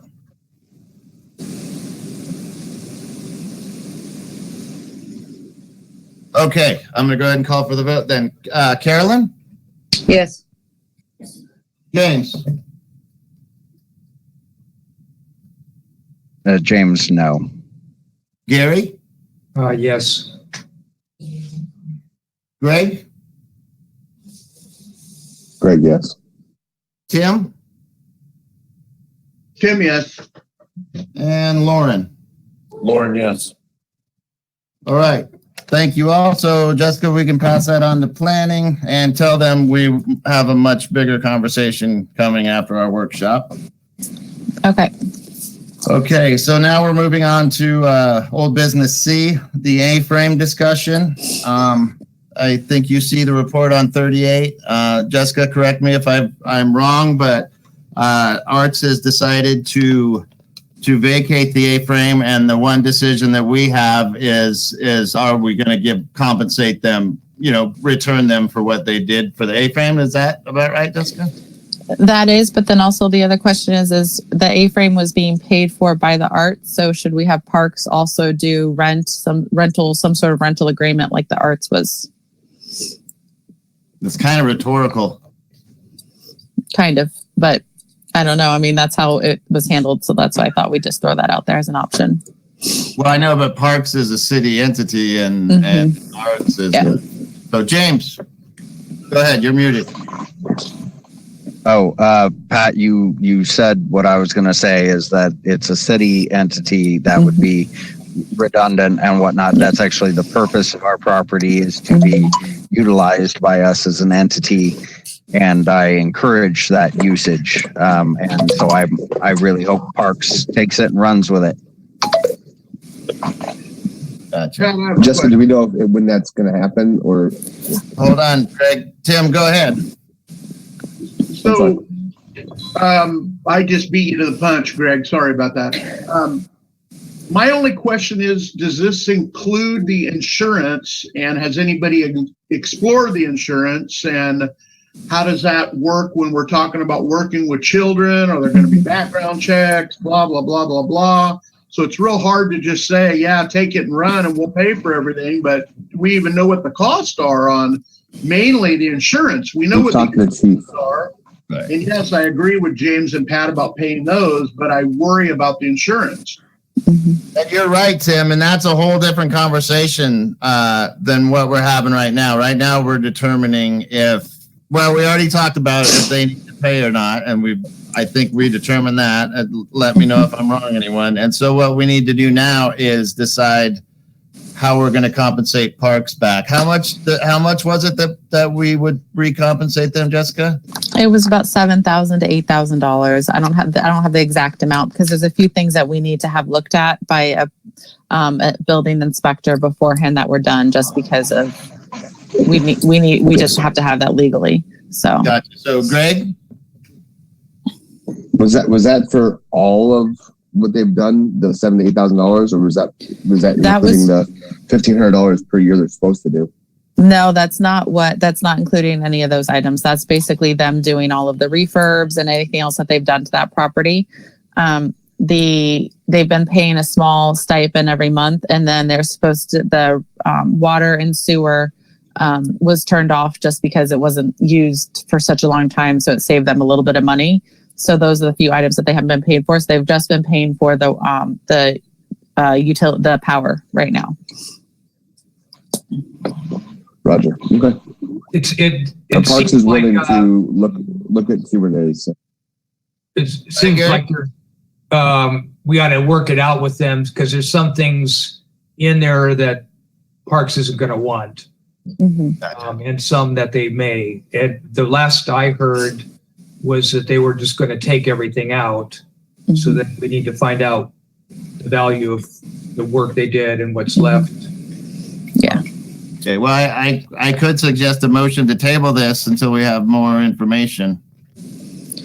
Motion to table. I'll make a motion to table. I request to table this. Okay, so we got a first from Greg and a second from Gary. The one other thing, they were going to take 90 days to get themselves out because they have 90 days. Yeah. So in that time, we can be working this kind of thing out. All righty. All right. So call for the vote on that unless anyone has something else to say. Clarification, this is a motion to table this until the next meeting. Yeah. Okay, I'm getting a yes. Did we say that, Greg, or was it just that we have more information? I think was the motion. So, yeah, until we get more information from the actual Arts Council themselves, because right now we don't know what they want compensation for, what they want to take or leave. Okay, and we all know that stuff doesn't happen that fast. So, and also insurance information, like Tim had asked, and then how much for background checks and stuff like that. So those are the other things that I have on my list to do too. But that's a whole different conversation with parks. We're only worried about like making the separation go good and helping arts as much as we can. I think it'll happen. And Carolyn has her hand up, Pat. I don't know if you can see her. All right, thanks, Tim. Carolyn. I was just wondering why Parks didn't bring this up when it was brought to our attention that Arts wanted to rent the building or to take the building over. Why have they waited several years for this? It's a whole new group of people that are on the Parks Board now. We've got a lot of families and there was no interest in the A-frame when Arts took it, and now that whole dynamic has changed. So now the city's going to be responsible for the money. We have it budgeted in the line items. We already have that budgeted for it and for the park, for the A-frame. So we already do in the parks budget. So. Okay, so we're digressing away from the motion here. The motion is to table this until we have some more information from Parks and they have their discussion. So Lauren? Lauren, yes. Carolyn?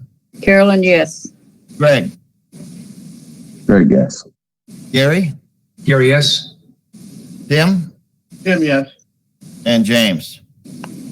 James, yes. Okay, so now we are going to move on to the first reading of ordinance 2022-03. And so we will get through this first. Well, do I need a motion to, walk me through this so I don't make a mistake, Shayla. You do the first reading and then somebody makes a motion to pass it to a second reading. You can do it both by title only unless somebody requests that it be read in full. Or if you have a discussion between reading number 1 and reading number 2 that substantially changes the ordinance. Okay. So the discussion between the counselors really would not happen until after the second reading. There would be no point in it. Okay. All right. Is everyone fine with me reading this by titles? Yes. Yes. All right. Ordinance number 2022-03, an ordinance of the Common Council of the City of Port Orford amending building heights within use zones. Port Orford Municipal Code, Chapter 17. 1704-030, definition. Port Orford Municipal Code, Chapter 17.12, 17.12-010, residential zone. 17.12.0010, residential zone. 17.12.030, commercial zone. 17.12.040, industrial zone. 17.12.050, controlled development. 17.12.060, marine activity zone. F, the map with segments A and B addressing height restrictions within the 7MA zone is made part of section 17.12.060. 17.12.080, shoreland overlay zone. 17.12.090, Ballorock mixed use zone. 17.20.050, general exception to building height limitations.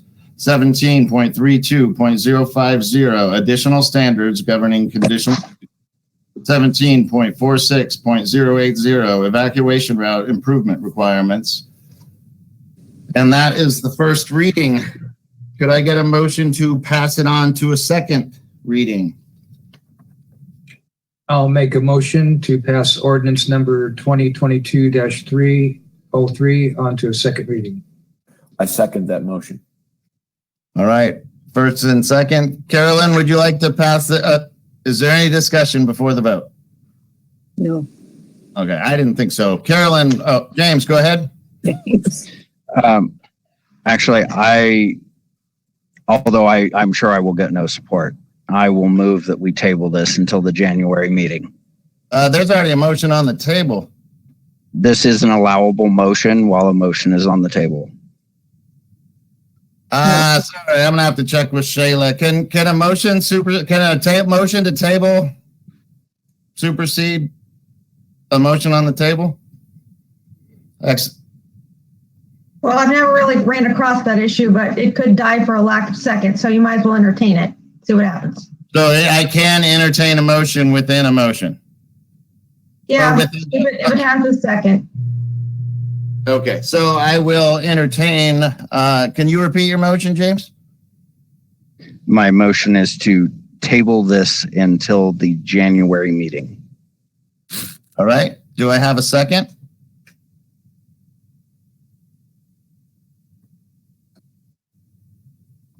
All right. Motion dies for lack of a second. We will. Well, then in that case, I do have discussion. Okay, well, go ahead. Okay, so there has been a lot of input from the community. However, it was clarified that we have some very serious verbiage issues in our proposal here. So I would recommend proceeding with severe caution. I know the council is going to ignore anything I say and vote on it anyway, so I'll make it brief. The definition of a story as used is going to restrict a house to a basement and an attic. The definition, according to Webster's, is fairly clear on the matter and is going to be a problem. I'm going to read the definition here. It says, the space in a building between two adjacent floor levels or between a floor and the roof. Also, a set of rooms in such a space or a unit of measure equal to the height of a story of a building 1 story high. As such, this is an unrealistic expectation. There have also been people putting forth questions that due process wasn't followed, in that the mail out was not properly done and some people did not get the mail outs. I don't know if that has been investigated, but I feel like it should be before this vote continues. There's a myriad of other issues here and whatnot, which are all of very technical nature, which includes the one brought up about building on slanted ground. My recommendation is we send it back for some more modification before this continues on. I left out the bulk of what I wanted to say because I already know where this is going. So you were close on your 3 minutes regardless. Tim, go ahead. You know, honestly, I didn't vote to table, but James is correct. There are some things that aren't correct with this. So my choice was just to basically wait and vote on it when with the original motion. So gotcha. What? Go ahead. No, you go ahead, Tim. I didn't mean to interrupt. No interruption. Don't worry. But there are some things that aren't, exactly kosher. So anyway, that's my comments. No, and that's fine. And at this point, this is the discussion we need to have before the second reading. I would say, as far as the structures go, that we had a conversation and it almost went to planning, capping it at 2 stories. But we said, no, put it planning at 35 feet. So there, it was defined. It's in the meeting minutes. We sent it to planning at 35 feet. So the structure, we never put stories to that. It's, and as far as building goes, building is one of those words that can be an object or an action. So when you look at building heights, you would assume that they mean building the action. And when you look at building, you would think building. Like it does separate it out through English pretty well. So, and that's one of those arguments that there's both sides to it. So what kind of, I mean, could we specify more what your issue is with it, Tim? Well, you know, I would have to go back through and highlight everything. It's just I wrote a whole bunch of notes when I listened to all the people speak here. You know, and there's one thing I'm not clear on, and forgive me, I did do my research, but I think I read in here that Bandon's commercial zone was 45 feet. If somebody can correct me if I'm wrong. I went back through and I read that again. I did want to point that out. James brought up the point of 2 stories. That concerns me.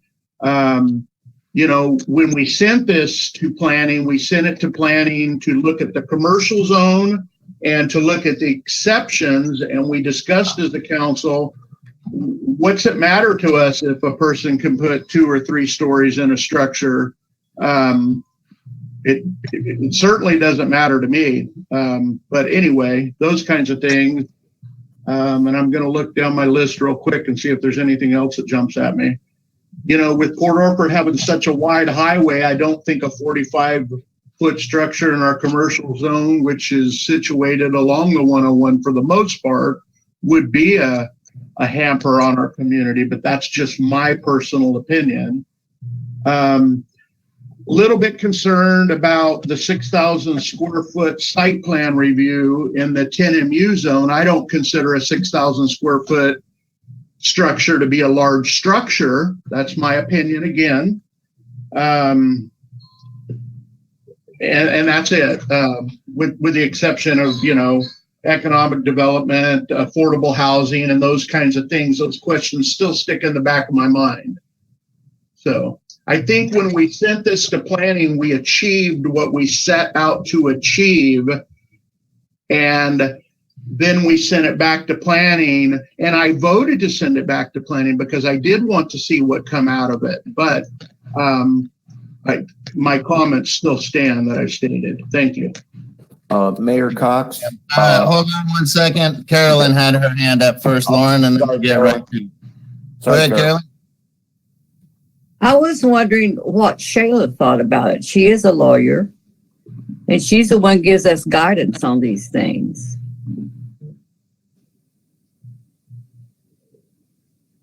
Specifically, what are you asking her, Carolyn? Well, these things that other people brought up, you know, like it devalues property. I don't think anything. I'd like Shayla to say if she thinks this is legal or not. I think the ordinance is legal. It is up to you whether or not you wish to adopt it. That's what I wanted to know. That was an important question. Yeah. Anyone else want to chime in on this? Lauren. Go ahead, Lauren. Sorry. I know what Webster might have said, but this is a building code type document, and a more specific. A basement has to be more than half above ground level. Hence, basement apartments. A basement is not considered in stories. If you look at elevators, they will list floors 1 up and B for basement. Stories are from the ground level of the building up. Accordingly, what counts as a story in a house? Story from the top of the floor finish to the top of the ceiling joist. or where there is not a ceiling to the top of the roof rafters, number of stories in a building as a function of the type of construction. So I can see what Webster says, but this is kind of a building code document that I'm looking at. And so a basement is not considered a story. Understood. Still Jessica, doesn't address an attic. Jessica, you're not going to chime in with it. Is this informational? No, you're muted though, too. Sorry, I was just letting Tim know because he had asked about the city abandoned. So the city abandoned commercial zone is the general commercial zone is 45 feet. You are correct. Thank you. Mhm. Thank you. All right. Okay. Go ahead, Gib. Also, Crystal has her hand up, and I don't know if you can see her. I just saw that. Yeah. I can't hear So I'll go ahead and speak up real quick. We are saying that it is 35 feet, and if somebody could put 3 stories in 35 feet, then the code is allowing for that. Right.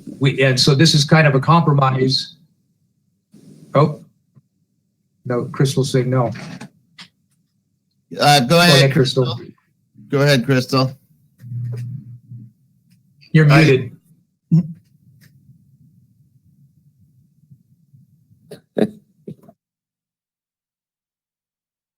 Still muted, Crystal.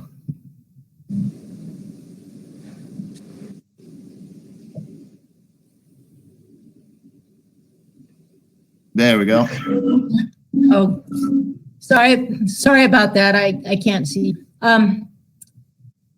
This doesn't mean, what I'm saying doesn't mean that you should do one thing or the other. I'm just saying that the 2 stories is not something they're putting in right now. That's already in your code because you guys put it in last year. If you don't think it's the proper thing to have in your code, this is still the time to change it. I just didn't want you to think that the Planning Commission was suggesting that at this time because all the words that are in the italics are already in your code. Got it. And the same thing with something else you were discussing. I can't remember what it was, but that's all I had to say. Okay, thank you. Okay, so obviously there's some more discussion to have, but the motion on the table is to move forward with the second reading. So I'm going to go ahead and call for that vote, unless Carolyn has something more to say before we do that. Go ahead. Before we do anything else, our time is up and we need to vote on whether we're going to extend the time. Okay, so I would need a motion to continue with the meeting. I will make a motion to continue with the meeting. I'll second that motion. Okay. That's a motion within a motion again, but I guess we'll have to do that. Go ahead, and is there any discussion on that? Well, actually, yeah, I was going to comment that with work, I only allocated the appropriate amount of time for the meeting. I didn't have a choice, so I have to leave. So I don't have a choice. I waited to the very last minute, so I got to go. Okay, that's unfortunate then. All right, so are we going to go ahead and continue on with this meeting? Since we do have a quorum, I'll call for the question. Greg, would you like to continue with the meeting?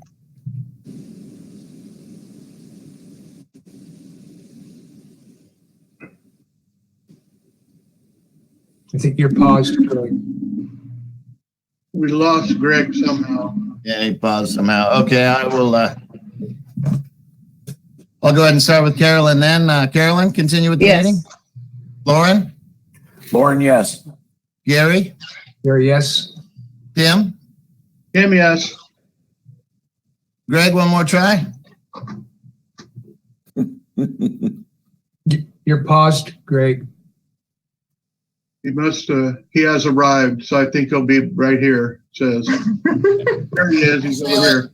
Oh, okay, there he is. Whoa, you're frozen. Sorry, folks. My internet went out. the vote on the, no, don't unmute. I need to know if you'd like to continue on Yes, with this. continue the meeting. Yes, please. Okay, so we are continuing. For the record, I'm voting no and I'm leaving. You're voting no on continuing the meeting? Okay. Got it. Can you just stick around? He's calling for the vote on this building, the ordinance. I mean, we're going to be done with it in a second. I think we've already had discussion, so. No. Okay, well then make the call. Call for the vote.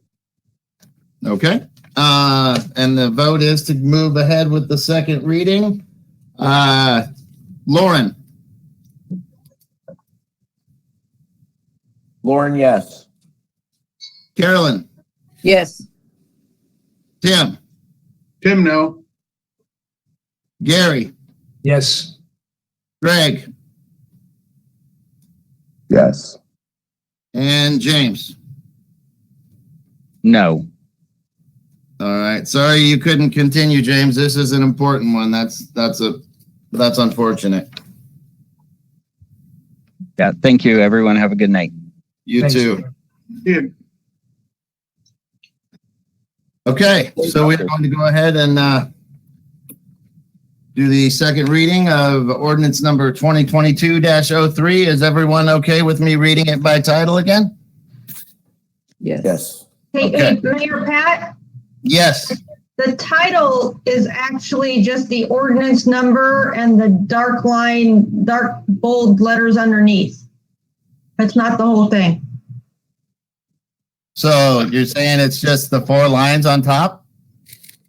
Yes, Oh, well, I did like a hybrid last time then. Okay. you did. That's fine. It's okay. I did it on the hearing too, but we'll talk about that later. So we are going to go ahead and do the second reading of ordinance number 2022-03, an ordinance of the Common Council of the City of Port Orford amending building heights within use zones.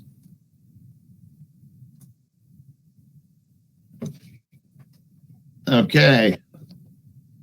So now we would need a motion to approve ordinance 2022-03. I make a motion to approve ordinance 2022-03. I'll second that. Okay, discussion?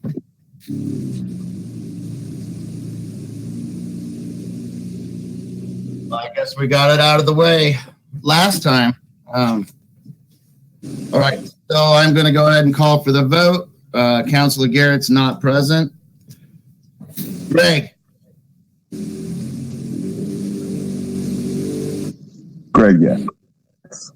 Carolyn. Carolyn, yes. Tim. Tim, no. Gary. Gary, yes. And Lauren. Lauren, yes. All right. Ordinance number 2022-03 passes. And hopefully we can all move on to other very important things that we can all agree on. Thank you, planning, for all your hard work. Thank you to community for your amazing amount of correspondence and reaching out and being involved and having petitions. And I feel like the process was correct. It's Port Orford. We are never going to make everyone happy, but I feel like everyone was thorough. And now we can move on with the next stage of our evolution. So thank you. And moving on in the agenda.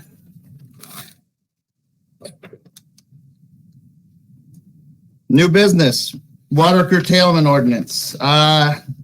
This is a good start. I personally saw some issues with it. So I could go ahead and start if you guys don't mind, but on page 1, we only have Hubbard's Creek Holding Pond. We probably want to put the tank in there too, just in case there is that odd emergency where we lose our tank, but technically we have the water in the, let's see. I don't know if I guess 4 to 6 times kind of works. It's a way to go even across the board with someone. but there's also people that, that could be hundreds of thousands, but proportionally it's fair. So I've been thinking about that one, and I can see the angle on that.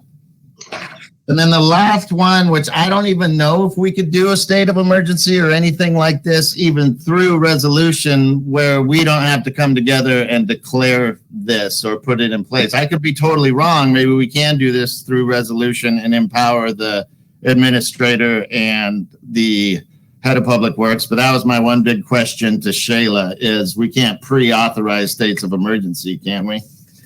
Or I guess it's curtailment, though. It's not really a state of emergency.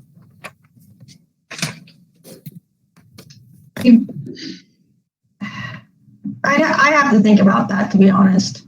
Okay. I'll have to review it. I liked it, but we'd have to really think about the levels, as it was mentioning, the levels that it has to be reached for us to do that. So, but Shayla, please investigate it and see if you could, please. Sure.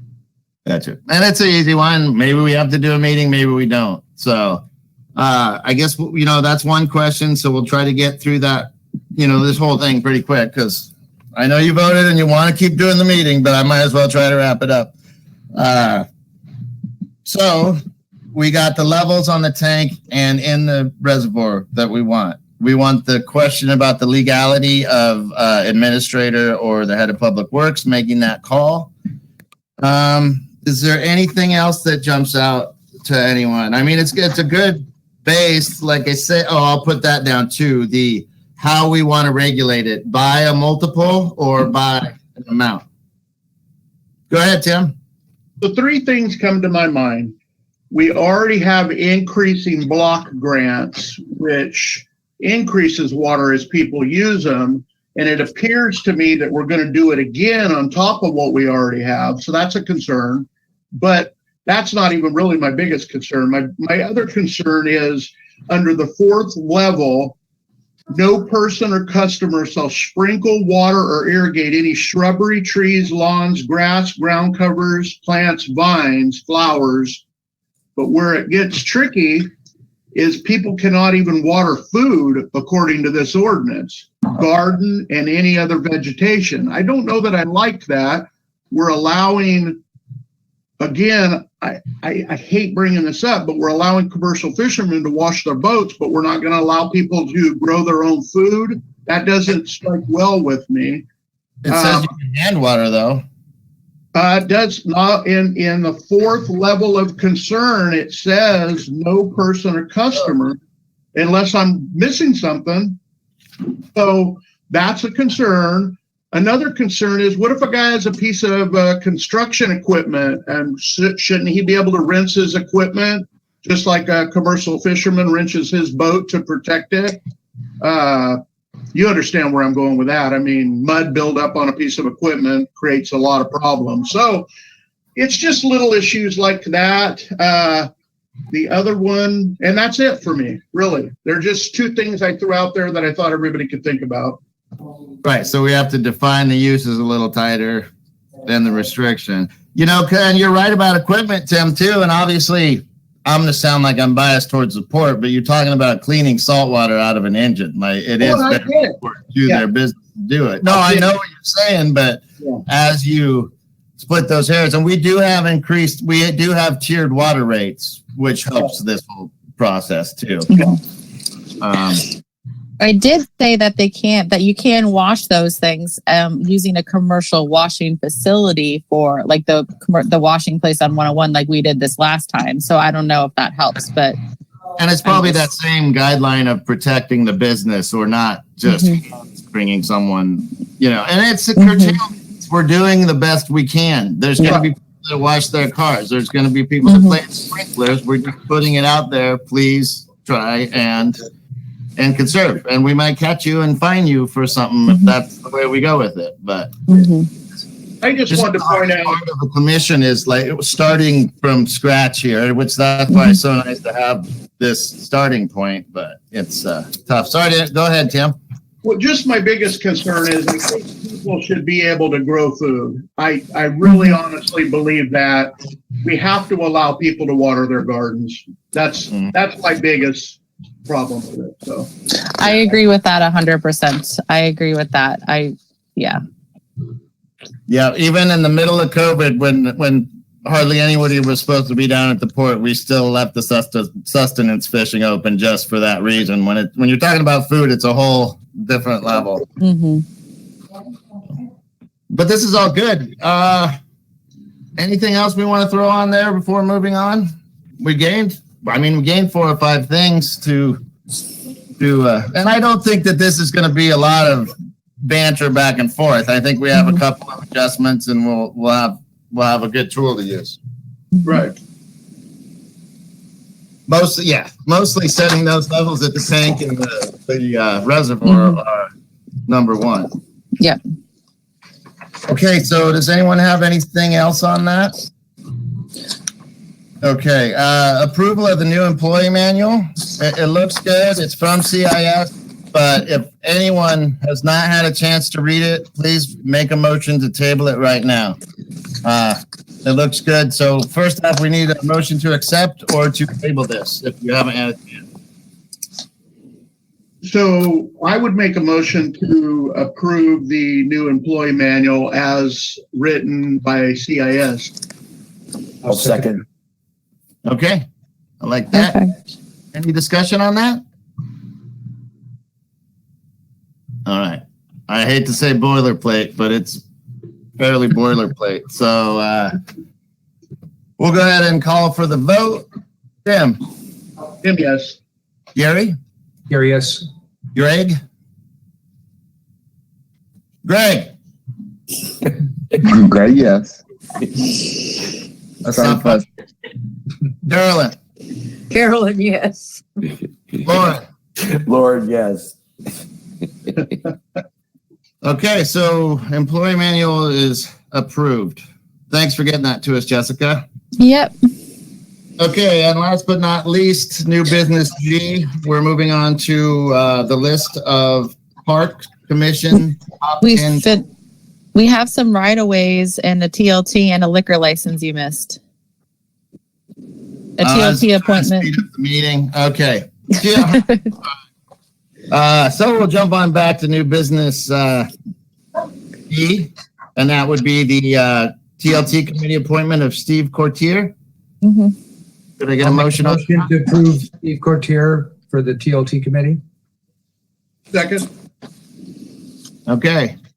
All right. Any discussion? I know Steve is dedicated to the city and he's done a lot of good for the TLT already and other organizations. So,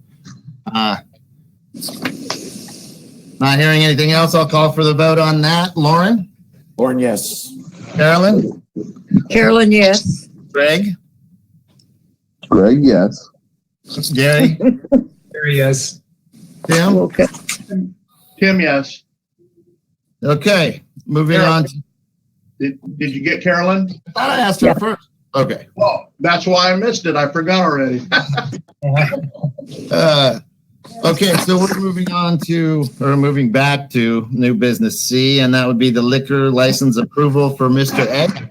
And I'll make a motion that we approve the liquor license for Edward Hauk. And I will second that.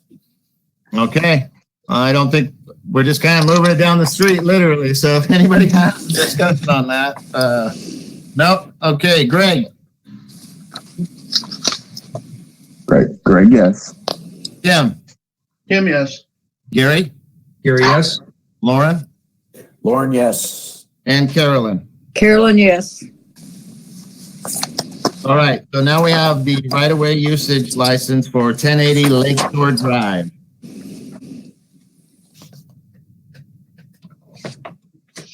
Where'd my page 65 go? My packet blew up.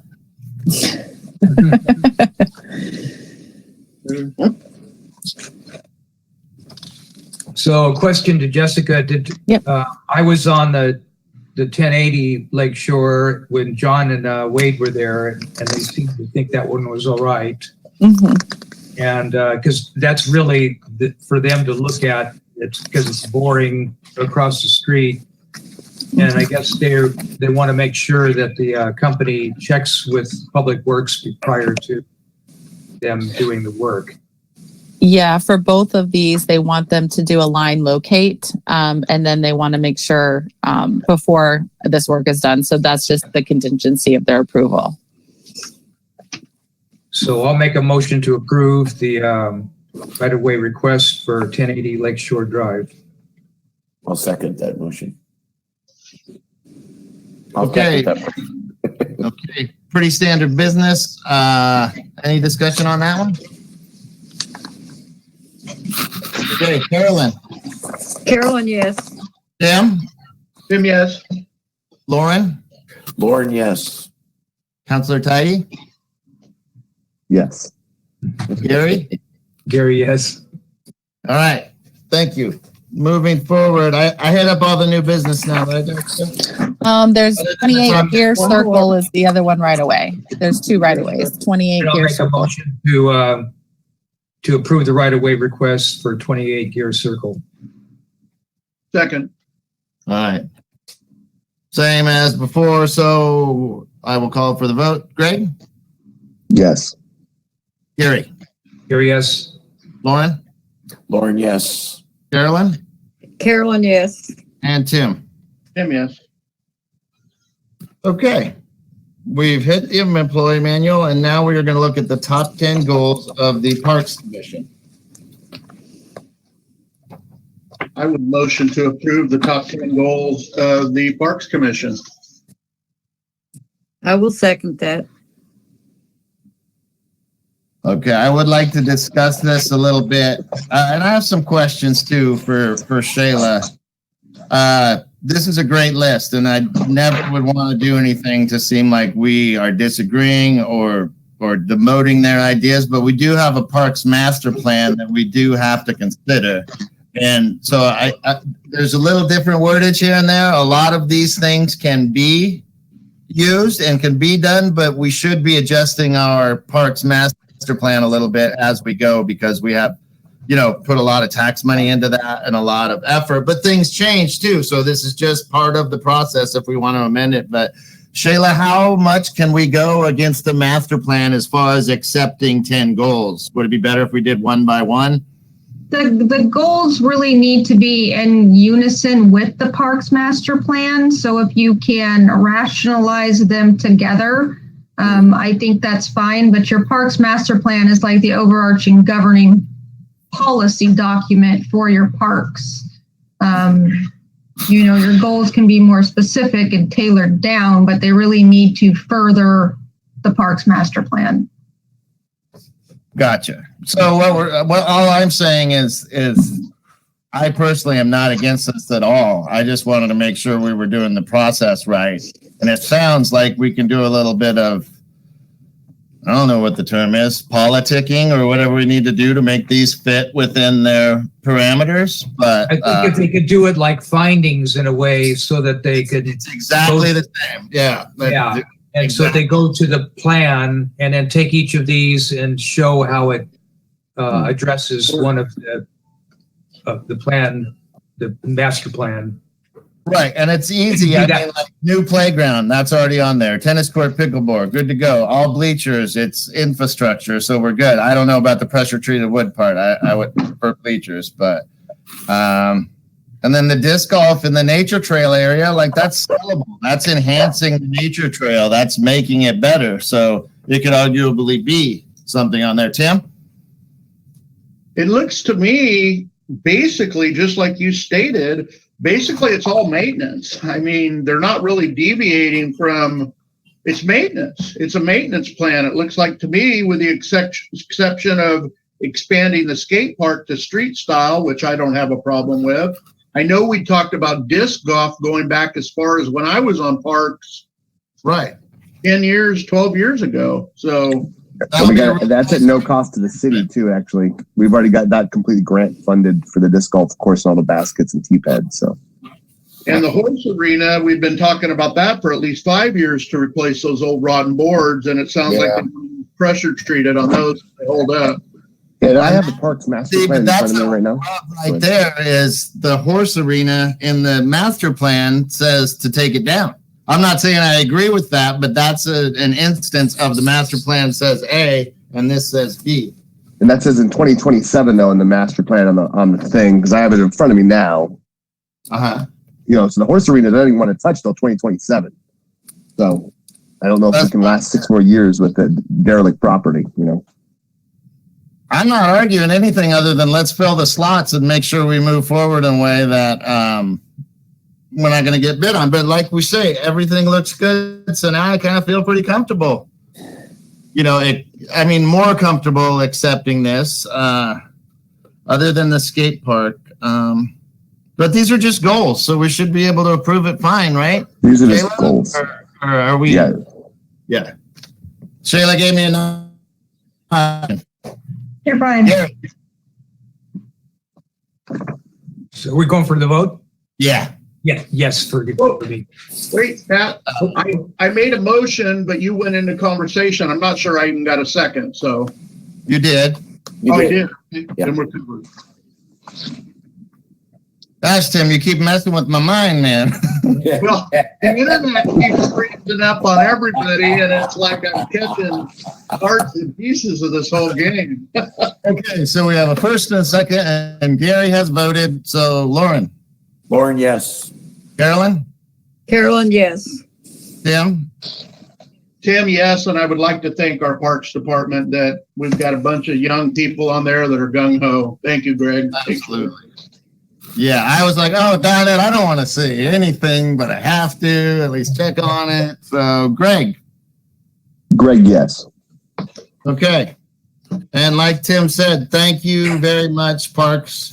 And everyone in town is really excited about how fired up you are. And I hope everyone realizes how much that park is going to help put us on the map. And it's going to help with the 4th of July and all the things we want to get back to. So kudos to you. We just had an amazing fundraiser last weekend too. So. And it did really good. You guys brought in about $2,000 total over that weekend as your fundraiser for the playground. So awesome job. Sure did.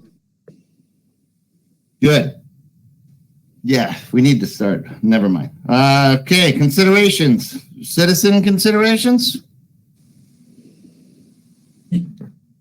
Steve Lawton, Mr. Lawton, go ahead.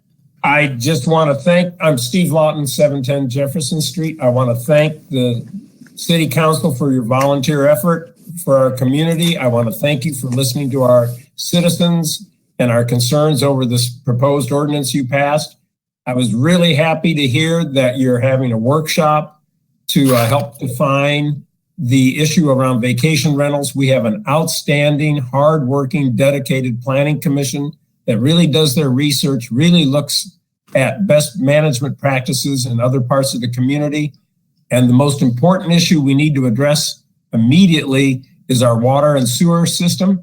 It's hard, it's difficult, it's costly, but I think we can't wait another month. We collectively, the citizens, City Council, everyone who can help, we need to address this vital issue that really determines the future of our community. Thank you. Thanks, Steve. Any other citizens' concerns? All right, staff. Jessica, John, you got anything for us? I don't know why John's still here, but I'm all good. I don't know why he is either. I asked him the same question. I fell asleep. He's like, I don't know. Okay, counselor concerns? Go ahead, Tim. Just real quick, I've already thanked Parks. I do want to thank planning, even though I voted against their hard work. There's just a couple obstacles I couldn't get over. So I want to thank planning. They did a great job. Thank you. All right. Thank you, Tim. Any other counselors? All right. Moving on to mayor concerns. I only have one concern right now, and that's, we've gotten a lot of letters in the last couple months for things, against things, and everyone should know that we're all concerned about the water problem. The council knows about the problems. I know about the problems. We're all aware of the problems. and we all just need to work together on it. I feel like everyone's running around saying the sky is falling, but we all know the sky is falling. We all know what the problem we have. It's a huge elephant to eat. So next month, Jessica, I would like to put that on the agenda just to start the funding conversation. It's a huge process, but just let's get everybody aware of what's out there and what just came out, and start moving on it. And thank you all for your hard work. We have a future meeting. We are going to have a short meeting for an executive session on December 1st. That will only be for an executive session, but we do have to open up a regular meeting for that. As far as regular meetings, Thursday, December 16th, 2021.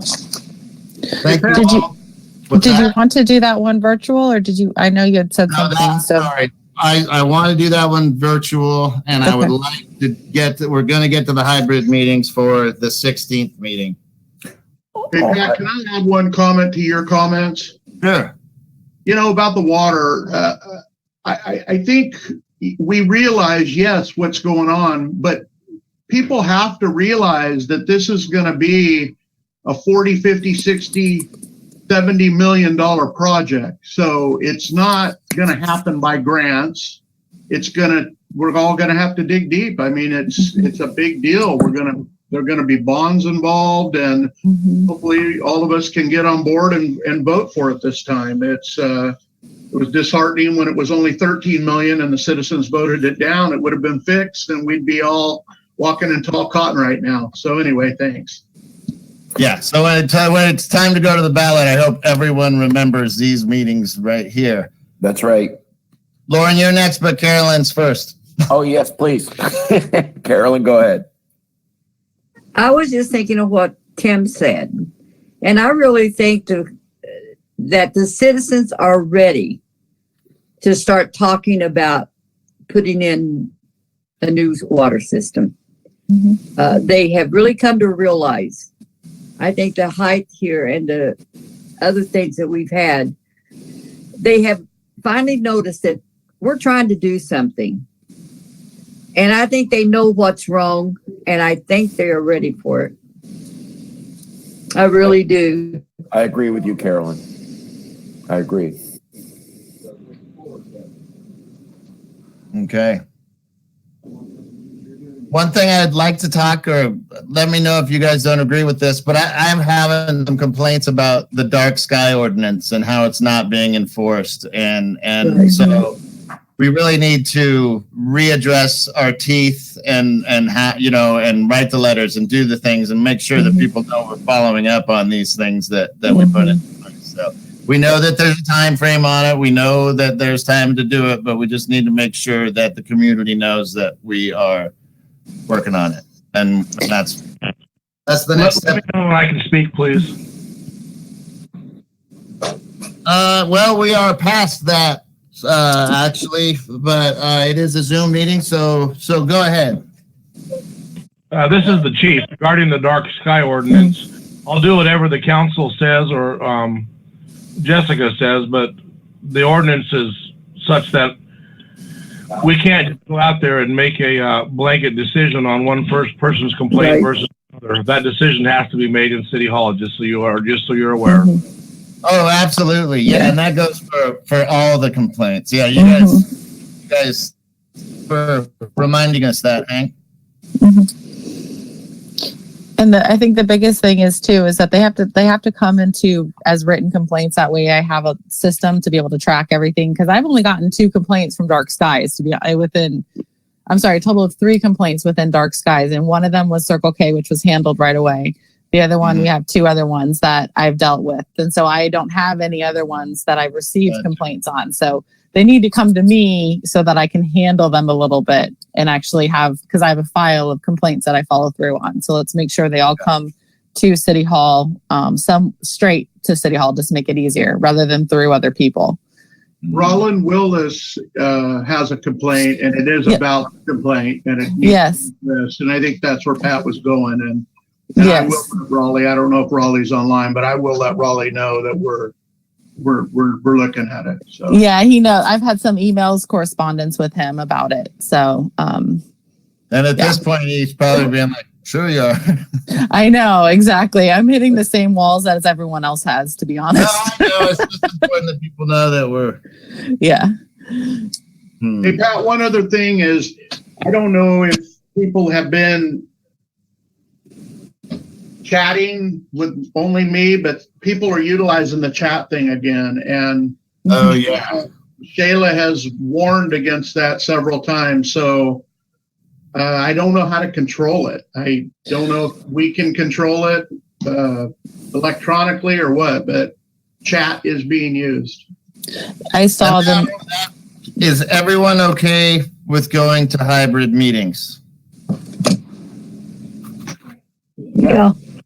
I mean, that if you don't want to cover the meeting, you don't have to. So I just, okay. So we're just going to go with that. We got a consensus. We're going to hybrid meetings. We're going to get back. Can we still have the option? In January, correct? In January? No, December. December 16th. Can we December. still have the option of calling in if we are not in the area? 100%. Yes. Yeah. Okay, I'm okay with it. Carolyn? That's what the hybrid meeting is. Is everyone going to have to wear a mask? Yeah, I believe Will that even be social mandatory for distancing even will happen. council members? That's something, you know what? Let me follow the COVID regulations, whatever they may be. We're going to follow them to a T. What I will do is I will look. What I'll do is I'll look into the COVID regulations for those things and send them out to all of you guys so you guys know. They're changing a little bit just because of obviously the change in the circumstance right now, but we'll look into them for sure. Does that mean that, and I know we're having a conversation now, but does that mean that we're going to open up like the utilities payment area and stuff like that too, or Jessica? The problem is that we can't because technically we're under construction due to the issues with that one wall that we're having changed for. Right. So that's the only reason why now that technically it's closed. Pretty thin. It is, but I don't. It's kind of between it, like it's a locked door. Who told us that? Curry County did originally, and that was before I started. That's what they were told. So I can call the building inspector again just to make sure. If you don't mind, that doesn't. Not that rules don't make sense sometimes, but that was worth double checking. Yeah, what I can do is I will call him to just make sure I have some other conversations with regards to those other things that we did this week. So I can call him and just kind of clarify and have some conversations with him for sure. So I don't mind doing that. That's not a problem. Would we want to make an announcement that the window was open if that becomes? It will be announced on the website, and then what I'll do is I can, someone can announce it on Facebook, or how we kind of do those little things. So we can do that as soon as I get the approval. I should have a little bit of time in the morning to call the building inspector, Garrett, and just have that conversation. Yep. And then just so everyone knows too, at the end of December, Patty's last day, so we're sending out a notice, but let's keep all that in mind because she will be gone. December 30th is her last day. We want to make sure that she gets a proper farewell for all of her years of service. The new girl the new receptionist starts Monday? Yes, she's starting to train on Monday with Patty. Awesome.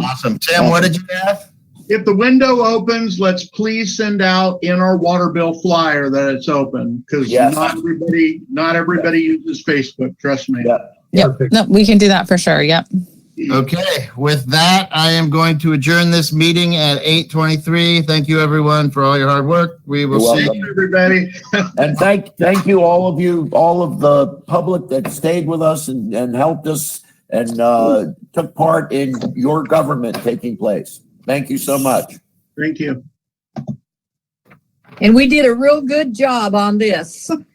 Thank you, Shayla. Goodbye. This conference is no longer being recorded.